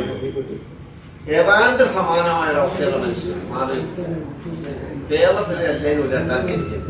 അതുകൊണ്ട് തന്നെ ഇവര് പരമ്പര സമാനതകളൊന്നും കേൾക്കാം. മാധവക്കുട്ടി ഒരു പെട്ടെന്ന് തന്നെ ഞാൻ മുസ്ലിമായി ഒരു ദിവസം മറ്റൊരു കേരളത്തൊക്കെ ഭയങ്കര നമ്മളെ വിചാരിക്കുന്നതിനുള്ള ഒരു തരം വാക്കൊക്കെ തെറ്റിദ്ധരിക്കുമ്പോൾ ഓരോ പറയാത്ത ശരിക്കും പറഞ്ഞാൽ ഭ്രാന്താണ്. അതായത് അത് പക്ഷെ ഇപ്പോൾ പറയുന്ന സ്വക്കോൾഡ് ഭ്രാന്താണ്. കുറച്ച് ഇങ്ങനെ ക്രിയേറ്റിവിറ്റി അങ്ങനെ തലയിൽ നിൽക്കുമ്പോൾ നിലവിലെ വ്യവസ്ഥകളെ വെല്ലുവിളിക്കാനുള്ള ഉന്മാദാവസ്ഥയാണ്. അതുകൊണ്ട് അന്നപ്പോ കുഞ്ഞിക്കാരുടെ ഞാനെന്നാണ് ഇസ്ലാം മതം വിട്ടത്. അല്ലാതെ വിടാൻ ഇസ്ലാം ഉണ്ടെങ്കിലല്ലേ, വിടാനൊരു മതം ഉണ്ടെങ്കിലല്ലേ. ഓരോക്കെ അതിന്റെ അപ്പുറം മനുഷ്യന്മാരല്ലേ. അപ്പൊ മറ്റൊരു അങ്ങനെ പറഞ്ഞപ്പോ അതിന് കൗണ്ടർ അടിക്കുക. നമ്മൾ സിനിമയിലൊക്കെ അല്ലേ കൗണ്ടർ അടിക്കാന്നല്ലേ. അതുകൊണ്ട് കൗണ്ടർ അടിയാണ് വായിക്കണം. ഈ മരണത്തെ പ്രദേശം ആർക്കെങ്കിലും മരണത്തെ പ്രണയിക്കാനാണ് നമ്മൾ ഇതൊക്കെ പറഞ്ഞാൽ അവസാനം ആരെങ്കിലും പേടിയ അന്നൊക്കെ പേടിയ എന്റെ ഡയലോഗ് ആദ്യമുണ്ട്. പക്ഷെ കുഞ്ഞിക്കാലിന്റെ അവസാന കാലങ്ങളിൽ മുപ്പര് പറഞ്ഞതുപോലെ മുഴുവൻ സമയം കൂടെ ഉണ്ടായിരുന്ന ഒരാളെന്ന് ഞാൻ പറയുന്നു. മരണത്തെ സ്വയം വരിക്കുക, ആത്മഹത്യ അല്ല, പക്ഷെ ആത്മഹത്യ എന്ന് വേണമെങ്കിൽ വിശേഷിപ്പിക്കാവുന്ന സ്വയമാണ്. അതായത് 2 കൊല്ലം എടുത്തു മരുന്നൊന്നും വേണ്ട എന്ന് തീരുമാനിക്കുകയും ഭക്ഷണം പോലും വളരെ കഴിക്കാൻ താല്പര്യമില്ലാതിരിക്കും. മെല്ലെ മെല്ലെ മെല്ലെ എന്തുകൊണ്ടാണ് തീരുമാനം എടുത്ത്, എന്തുകൊണ്ടായിരിക്കും അങ്ങനെ തീരുമാനം. എന്നെ സംബന്ധിച്ചിടത്തോളം ആ ജീവിതത്തോടുള്ള നേരത്തെ പറഞ്ഞൊരു വിരക്തി സംഭവിക്കുകയാണ്. ആ വിരക്തിക്ക് കാരണം 2 തവണയാണ് 2 പ്രധാന സന്ദർഭങ്ങൾ കഥകളിൽ തന്നെ ചെയ്യാൻ പറഞ്ഞു. ഒന്ന് പിന്നെ നഷ്ടജാതകം എന്നൊരു ആത്മകഥ അതിൽ അദ്ദേഹം പറയുന്നത് ഭയങ്കര രസമുള്ള സാധനം. പുലത്തിന് 5 വയസ്സോ 6 വയസ്സുള്ളപ്പോൾ ഞാനാണ് പെണ്ണിന് ഉമ്മ വരുന്നത്. ചെറുപ്രായത്തിന് ഉമ്മ നഷ്ടപ്പെട്ടിരുന്നു. ഒക്കെ അദ്ദേഹത്തെ സൃഷ്ടിച്ച അയാളുടെ ക്യാരക്ടറിനെ ഭയങ്കരമാംവിധം നിർണയിച്ച ഘടകമാണ്. അതുകൊണ്ട് ഞാൻ പറഞ്ഞു ഞാൻ നിർത്താൻ പോയി ഈ സമയം. അപ്പോൾ ഞാൻ പറഞ്ഞില്ല 12 മണിക്കൂർ പറഞ്ഞാലുണ്ട്. അപ്പൊ ഈ ഉമ്മ മരിക്കുമ്പോൾ അയാൾ അറിയുന്നില്ല. അതിനെക്കുറിച്ച് നഷ്ടജാതകത്തിൽ ഞാൻ എഴുതുന്നത് നിങ്ങൾ എനിക്ക് 4 or 5 വയസ്സുള്ളപ്പോഴാണ് എൻ്റെ ഉമ്മ മരിച്ചത്. അന്ന് ഞാൻ കരഞ്ഞില്ല. കാരണം മരണം എന്താണെന്ന് എനിക്ക് അറിയില്ലായിരുന്നു. ഇനി സമാനമായ സന്ദർഭം 10-40 വയസ്സുള്ളപ്പോഴാണ് ഞാൻ ഉപ്പ മരിക്കുന്നത്. ഉപ്പ മരിക്കുന്നതിനെ കുറിച്ച് എഴുതുമ്പോൾ നഷ്ടജാതകത്തിൽ എഴുതുന്നു ഉപ്പ മരിച്ചപ്പോഴും ഞാൻ കരഞ്ഞില്ല. കാരണം മരണം എന്താണെന്ന് എനിക്ക് അറിയാമായിരുന്നു. കാരണം അതിലൊരു ഡോക്ടറായിട്ട് വലിയ അനുഭവങ്ങളിൽ ഡോക്ടറായി ഒരു ഡോക്ടർക്ക് മരണം എന്താണെന്നുള്ളത് ഇതായിട്ടാണ്. ഈ 2ന്റെയും ഇടയിൽ നിൽക്കുന്ന മനുഷ്യൻ ഇത് 2ഉം അതായത് ജീവിതത്തിൽ ഈ 2 അറ്റവും വളരെ കൃത്യമായി എടുത്ത ആളാണ്. അപ്പോൾ ഈ ഒരു 10-20 വയസ്സ് വരെയുള്ള ഒരു ജീവിതം ജീവിച്ച മനുഷ്യൻ പിന്നീട് ഭയങ്കര അവസാനവും ഉപ്പരുടെ ഈ വിവാദമായ സമയത്തല്ല ഇവിടെ ഫുള്ള് ഫ്ലാറ്റിലുണ്ടായിരുന്ന സമയം ആളുകൾ സന്ദർശകരെ ഭയങ്കര പ്രശ്നമായി പറഞ്ഞിട്ടുള്ള വലിയ വാർത്തയും ആരോഗ്യമുള്ള സെക്യൂരിറ്റിക്കാരോട് കാര്യം ചോദിച്ചപ്പോൾ കരയിൽ ഒരു പ്രായത്തിൽ പ്രത്യേകിച്ച് തെറ്റുള്ള ഒരു കണ്ടീഷൻ എത്തിയ ഒരാള് നിരന്തരം പുറത്തിന്റെ പോലെ സ്ഥലത്ത് ആൾക്കാർ തീർന്നുള്ള റെസ്ട്രിക്ഷൻ സ്വാഭാവിക ഒരു ഫ്ലാറ്റിലുണ്ടാവും. ആ ഫ്ലാറ്റിന്റെ റെസ്ട്രിക്ഷൻ ഉണ്ടായിരുന്നു തന്നെയാണ് ഇവര് വലിയ പ്രശ്നമാക്കിയത്. ഒരാളാണ് തട്ടിട്ടുള്ളത്, ഒരാളാണ് കാര്യമായി വിഷയമാക്കിയത്. അപ്പൊ അത് വലിയ വാർത്തയെ വലിയ പ്രശ്നമായിരുന്നു. പത്രക്കാരൊക്കെ ഇളകിയപ്പോ ഇവരൊക്കെ വിളിച്ച് അങ്ങനെ ഞങ്ങൾ എല്ലാവരും കൂട്ടിയപ്പോൾ ഇതൊക്കെ കാണിച്ചപ്പോ അതൊക്കെ കഴിഞ്ഞപ്പോഴാണ് അദ്ദേഹത്തിന് ഒരു അവാർഡ് കൊടുക്കാൻ അതിന് വേണ്ടിയിട്ടുള്ള ഒരു സംഘടിച്ചപ്പോ ഈ പുസ്തകം ഏതാണ്ട് മാതൃകയപ്പോ ഈ പുസ്തകം രചിക്കുക പുസ്തകത്തിന്റെ റിലീസ് കൂടി വെക്കാൻ ചെയ്തു. പുസ്തകം റിലീസ് ചെയ്ത് പോയി നേരിട്ട് കൊടുക്കുക. അതിപ്രഗത്ഭനാണ് ഇതിലുണ്ടായിരുന്ന എല്ലാവരും. അന്ന് ആശാമേനോൻ സെക്രട്ടറി അങ്ങനെ മൂന്നായിട്ട് അങ്ങനെ പഴയ ടീം മുഴുവൻ പോയി ഞങ്ങൾ അത് ഭയങ്കരതായി. ഇതൊക്കെ കൈ നിൽക്കുമ്പോൾ ടൗൺ ഹാളിൽ ഒരു പരിപാടിക്ക് വേണ്ടിയിട്ട് വന്ന MA ബേബി ഈ പത്രവാർത്ത വായിച്ചിട്ട് എൻ്റെ അടുത്ത് ഞാൻ ബേബി സഖാവിനെ ഇരിക്കുകയാണ്. ഇപ്പം ജീവിക്കുന്ന എന്താ പ്രശ്നം ഞാൻ എന്താ നമുക്ക് കാണാൻ പറ്റുന്ന എന്താ പോവാം. അങ്ങനെ മുമ്പര് അധ്യക്ഷനായിരിക്കുന്ന ബേബി അധ്യക്ഷനാക്കി ഞാൻ രണ്ടാളുടെ ഇറങ്ങി ഫ്ലാറ്റിൽ പോയി കണ്ട് അപ്പോഴാണ് നമ്മൾ ബേബിയാണ് ഡോക്ടറെ അടുത്ത് പോകണമെന്ന് നിർബന്ധം പിടിച്ചിട്ട് കോട്ടയ്ക്കൽ വിളിച്ച് അപ്പോയിൻമെന്റ് വാങ്ങി പിറ്റേ ദിവസം നമ്മൾ കോട്ടയ്ക്ക് പോകും. അത് വരും വന്നു മകൻ പോയി കോട്ടയ്ക്ക് വലിയ വയലിൻ ഡോക്ടറില്ലേ സീനിയർ വയലിൻ ഡോക്ടർ ആ താമസം പറയാൻ അവസാനം ഞാൻ ഇങ്ങനെ നോക്കിയിട്ട് ഇതിന്റെ എല്ലാ റിസൾട്ടും കൊണ്ട് മൂപ്പരുടെ പിന്നെ എന്താ സ്കാനിങ്ങിന്റെ കുഴപ്പമൊക്കെ നോക്കിയിട്ട് നല്ല കുഞ്ഞി നല്ല ഡോക്ടറെ നിങ്ങൾ ഇക്കണ്ട കളി മുഴുവൻ കളിച്ചിട്ട് നിങ്ങൾ ഒരു അവയവത്തിലൂടെ കേട്ടില്ല. എല്ലാ സാധനവും ആകെ മൂപ്പരുടെ ബ്രെയിനിലെ കൊണ്ട് സെല്ലുകളുടെ ഡാമേജ് സംബന്ധിച്ചുള്ള ഒരു ബാലൻസ് ഇഷ്യൂ മാത്രമായിട്ട് ഒന്നും ഉണ്ടായില്ല. അതിപ്പോ ഇവിടെ ഇരിക്കും നമ്മൾ തന്നെ അനുഭവം അത്രയാണ്. പക്ഷെ എന്നിട്ട് പോലും അയാൾ ചികിത്സ എടുക്കാനോ ജീവിതത്തിൽ തിരിച്ചു വരാൻ ഇഷ്ടം പോലെ അവസരം വേണം. വേണ്ട 25 രൂപ ജീവിക്കാൻ അവസരം. പക്ഷെ ആളത് വേണ്ട അത് തിരിച്ച് നിർബന്ധപൂർവ്വം പോകുന്നു. ഓരോ ദിവസവും പറയുക പിന്നെ കണ്ണടച്ച് കണ്ണുറക്കിയതേ കണ്ണടച്ചടി മാഷ് വന്നു കഴിക്കില്ല. ഭക്ഷണത്തിന് ഞാൻ ദിവസം നമുക്ക് മട്ടൺ സ്റ്റൂ പിന്നെ ബോംബെ ഹോട്ടലിലെ മട്ടൺ സ്റ്റൂ കൊണ്ടുവരണമെന്ന് പറഞ്ഞു. ഞാൻ മട്ടൺ സ്റ്റൂ ഒക്കെ കൊണ്ടുപോകും. ഒന്ന് തൊട്ടു യാകുമ്പോൾ ഭയങ്കര ഇഷ്ടമുള്ള സാധനം അത് സ്കിപ്പ് ചെയ്ത്. അങ്ങനെ മലയാളിക്ക് താങ്ങാനാവാത്ത ജീവിതം ജീവിച്ച് ജീവിതം പോലെ തന്നെ മരണത്തെ പോലും ആളുകളുടെ കുഴപ്പമില്ല വലിയ സംഭവമാക്കി മാറ്റി മൂപ്പര് പോയി. പക്ഷെ ഇപ്പോഴും നേരം വെളുക്കാത്ത നമ്മൾ കുറെ ആൾക്കാർ അയാളുടെ സാഹിത്യത്തെയല്ല അയാളുടെ ഈ ജീവിതത്തിലെ ഒറ്റപ്പെട്ട സംഭവങ്ങൾ അയാൾ ചർച്ച ചെയ്തു. നിങ്ങൾ പുസ്തകം വായിക്കാന്ന് പറയുന്ന കാര്യം തന്നാൽ മലയാളത്തിൽ ഇത്രയും വലിയൊരു എഴുത്തുകാരനായിരുന്നിട്ട് പോലും മലയാളത്തിൽ സ്മാരകശിലയെ വെല്ലുന്ന നോവൽ ഉണ്ടെങ്കിൽ ഒരു 4 പറഞ്ഞിട്ടായിരിക്കും. അല്ലെങ്കിൽ ഒരു 10 മലയാളത്തിലെ ഏറ്റവും മഹത്തായ നോവലുകൾ എടുക്കാൻ പറഞ്ഞ സ്മാരകശില ഒരു സംശയം സാഹിത്യാസം ഉണ്ടാവും. അങ്ങനെ അങ്ങനെ ഇപ്പൊ സി വി രാമനയുടെ നോവലുണ്ടാവും. ഇങ്ങനെ എണ്ണുമ്പോൾ 5-8 നോവലുകളുണ്ട്. ഒരു എം ടിയുടെ നോവലുണ്ടോ 3-8 ഒരു കാലുണ്ടോ ഏതുണ്ടോ. അപ്പൊ ഇതുപോലെ പിന്നെ നമുക്ക് 5-10 നോവലുണ്ട് എന്തെങ്കിലും അതുണ്ടാവും. പക്ഷെ സ്മാരകശിലയെ കുറിച്ച് മലയാളത്തിൽ ഒരു പഠനം വരെ ഉണ്ടായി. 100 കണക്കിന് കഥകൾ എഴുതിയിട്ട് കഥകളെ കുറിച്ചുള്ള ആധികാരിക പഠനങ്ങളില്ല. നോവലിൽ നമുക്ക് സ്മാരകശില മാത്രമേ അറിയൂ. വേറെ അത്ര നോവലുണ്ടായിരുന്നു. ഒരു നോവല് പോലും നമ്മൾ മെയിൻസ്ട്രീമിൽ അത് ചർച്ച ചെയ്യാറ്. ഇങ്ങനെ ഒതുങ്ങിപ്പോയാൽ ഒതുക്കിക്കളഞ്ഞ അല്ലെങ്കിൽ അത് ശ്രദ്ധിക്കാതെ പോയ ജീവിതത്തിലെ ചെറിയ ചെറിയ സന്ദർഭങ്ങൾ അടർത്തിയെടുത്ത് ആഘോഷിക്കുകയും അദ്ദേഹത്തിന് മഹത്തായ സംഭാവനകളെ തിരസ്കരിക്കുകയും ചെയ്തു എന്നുള്ളതാണ് നമ്മൾ ചെയ്തിരിക്കുക. അതിനുള്ള ഒരു പ്രായശ്ചിത്തം പോലെയാണ് ആ പുസ്തകം നമ്മൾ ചെയ്യുന്നത്. അതിൽ അദ്ദേഹം എഴുതിയ മുഴുവൻ കഥകളെയും നോവലുകളെയും കുറിച്ചുള്ള പഠനങ്ങൾ ഉൾപ്പെടുത്തിക്കൊണ്ടാണ് സ്മാരകങ്ങൾ ചെയ്തിട്ടുള്ളത്. ഏത് കാലത്തും ബാക്കിയാവുന്നത് ഒരു പക്ഷേ കുലത്തിനെ കുറിച്ചുള്ള ആ പുസ്തകമായിരിക്കും. കാരണം അതൊരു ഷെൽഫ് വാല്യൂയിൽ അത് കിടക്കും. ഒരു മലയാള സാഹിത്യമുള്ള കാലം വരെ അദ്ദേഹം ചെയ്ത എല്ലാ കൃത്യങ്ങളുള്ള ആ എഴുത്തുനിലനിൽക്കുന്നു. അപ്പോൾ അതിന് നിമിത്താൻ കഴിഞ്ഞുകൊണ്ടാണ് കുലത്തിനോടൊപ്പം 10-25-30 കൊല്ലം ജീവിച്ചതിന്റെ എന്റെയിലുള്ള ഒരു ബാക്കിയായി ഞാൻ സൂക്ഷിക്കുന്നത്. അതൊക്കെ ഒന്ന് അയവർക്കാനും സംസാരിക്കാനും നിങ്ങൾക്ക് വരാനൊക്കെ ഈ സന്ദർഭം തന്ന ഈ ആളുകളെ അതിൻ്റെ ഒരു നന്ദി പറഞ്ഞുകൊണ്ട് എൻ്റെ ഒരു സമയം ഇങ്ങനെയായതുകൊണ്ട് കൂടുതൽ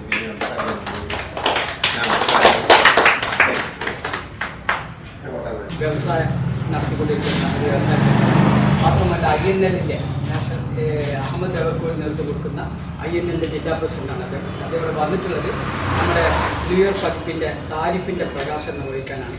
അദ്ദേഹത്തെ പോലെ സുമനസ്സുകളുടെ ഒക്കെ സഹായം കൊണ്ടാണ് ഇത്തരം ചെറിയ പ്രസിദ്ധീകരണങ്ങളൊക്കെ നമ്മൾ ഓടിച്ചു കൊണ്ട് പോകുന്നത് എന്നുകൂടി ഈ അവസരത്തിൽ സൂചിപ്പിച്ചുകൊണ്ട് അദ്ദേഹത്തെ നിങ്ങൾക്ക് ഓരോരുത്തർക്കും വേണ്ടി ഞാൻ ആന്തമായി ഈ സമ്മേളനം ഉദ്ഘാടനം ചെയ്തതിനു വേണ്ടി ശ്രീ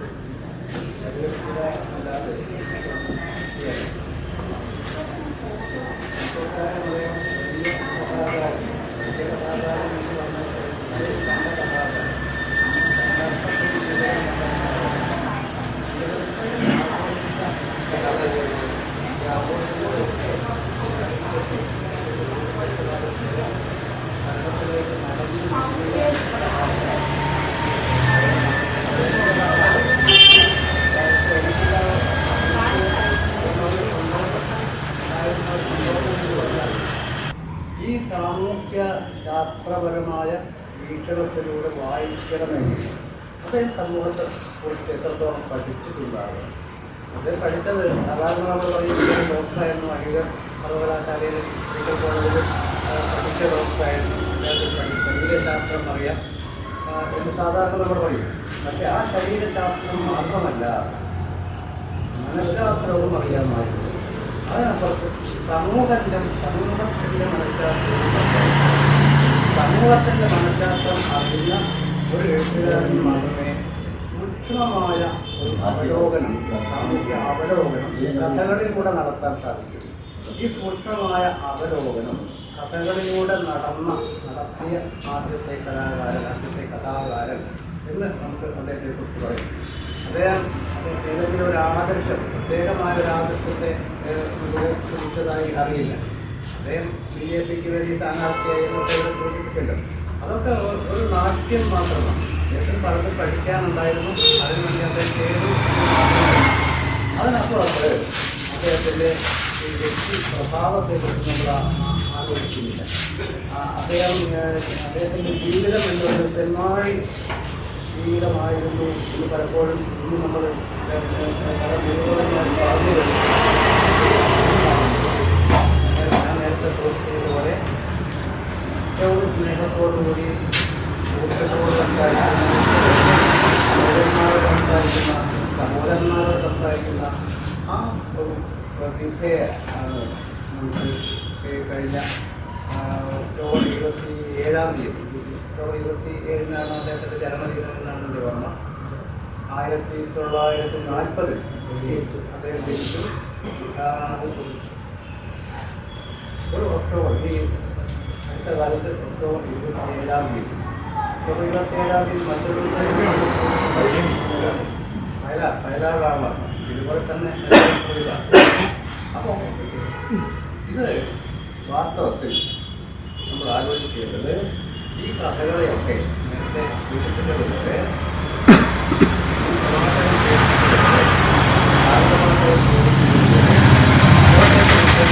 ഏതെങ്കിലും തരത്തിലുള്ള നിവേദന ഭക്തർ ഏതെങ്കിലും കലാകാരന്മാർ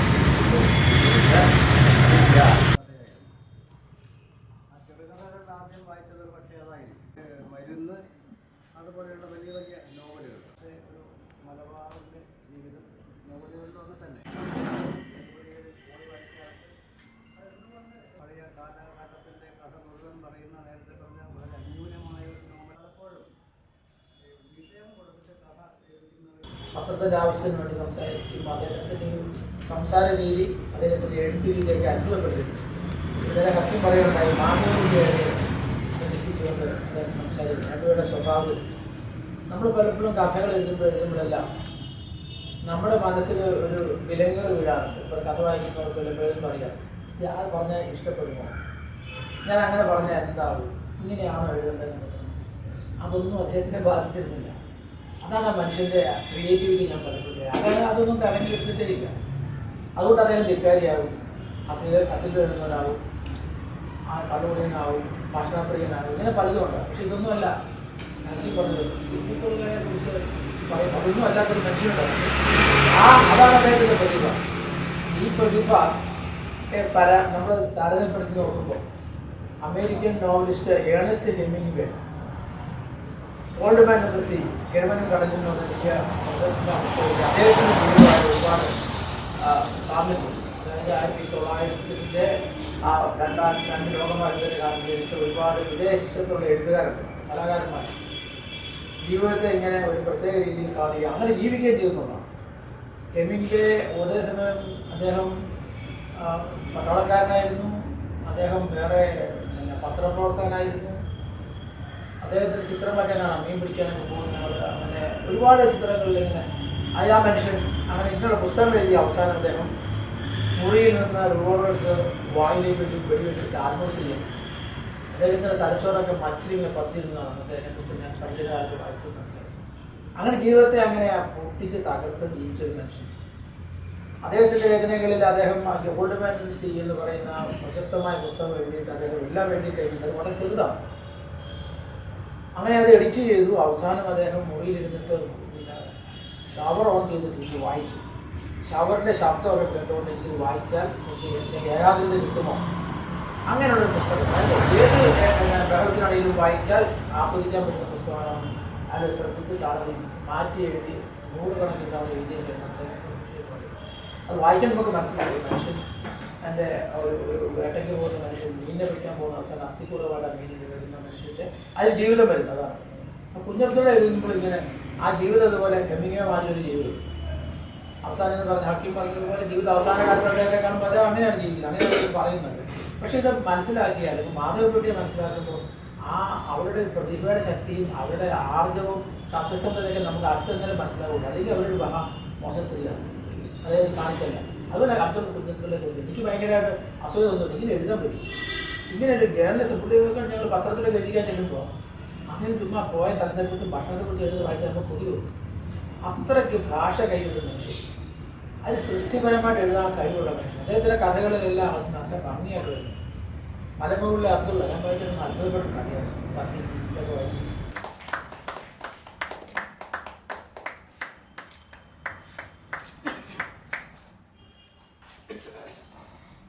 ഈ സന്ദർഭത്തിൽ അദ്ദേഹത്തിന് നിത്യശാന്തി നടന്നുകൊണ്ട് ആ വാക്കുകൾ അവസാനിപ്പിക്കുകയാണ്. അതോടൊപ്പം നമ്മുടെ പീപ്പിൾ റിവ്യൂവിൻ്റെ ഒരു താരീഫ് ഇവിടെ ഉദ്ഘാടനം ചെയ്തിട്ടുണ്ട്. അതിനും എല്ലാവിധ ആശംസകളും അർപ്പിക്കുകയാണ്. അതോടൊപ്പം ഈ പരിപാടിയിലേക്ക് ക്ഷണിച്ച ഇത്തരത്തിലുള്ള വേദിയൊരുക്കിയ നമ്മുടെ നിസാർ സാഹിബിനും അതുപോലെ പീപ്പിൾ റിവ്യൂവിനും എല്ലാവിധ ആശംസകളും അറിയിച്ച് വാക്കുകൾ അവസാനിപ്പിക്കും. അതിനുശേഷം ആദ്യമല്ലാത്ത ഒരു പുസ്തകമാണ് അപ്പൊ അതിനു മുമ്പ് തന്നെ സ്മാരകശിലകൾ ഞാൻ ഭാഗ്യമാക്കി. അതിനു മുമ്പ് തന്നെ കലാകൗമുദി തിരുവനന്തപുരത്ത് ഇറങ്ങിയപ്പോൾ 60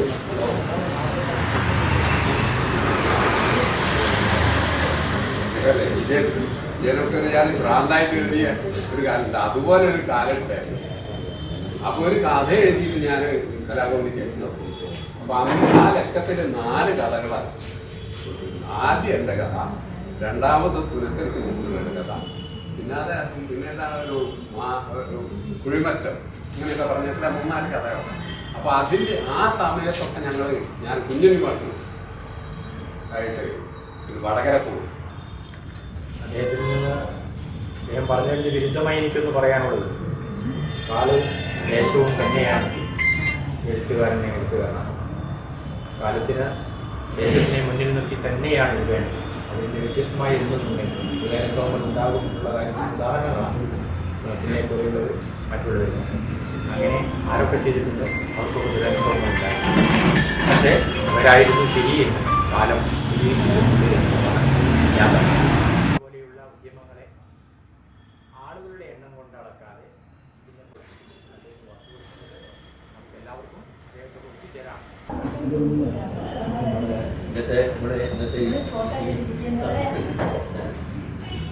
നമ്മുടെ ഈ ഇഷ്ടത്താനുണ്ട് എവിടെയാണ് നമുക്ക് നമ്മളതായ ഒരു മുറ്റാണ് നമുക്ക് വേണ്ടി വെറുതെ കിട്ടുന്നത്. നമ്മൾക്ക് ഒരു നല്ലൊരു മനസ്സ് കൊണ്ട് നമുക്ക് കിട്ടുന്ന ഒരു മുറ്റം, നമുക്ക് ആ സ്വന്തം നമ്മുടെ സ്വന്തം എന്ന് പറയുന്ന ഒരു മുറ്റാണ്.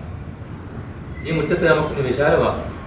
നേരത്തെ കൂടി പറഞ്ഞതുപോലെ ആരെങ്കിലും ഒരു സ്പോൺസർഷിപ്പ് എടുത്താൽ ഒരു മൈക്കെങ്കിലും ഉണ്ടാവും, മൈക്കുണ്ടാവും, സംസാരിക്കാൻ എല്ലാവർക്കും ഒരു ആവേശം ഉണ്ടാവും, സുഖമുണ്ടാവും. പക്ഷെ ഞാനോദിക്കുന്നതല്ല, ഒരാളെടുത്തിരുന്നു നമുക്ക് മാസ് സ്പോൺസർഷിപ്പ് എടുത്തൂടെ, എല്ലാവരും കൂടി എടുത്തൂടെ കഴിഞ്ഞാൽ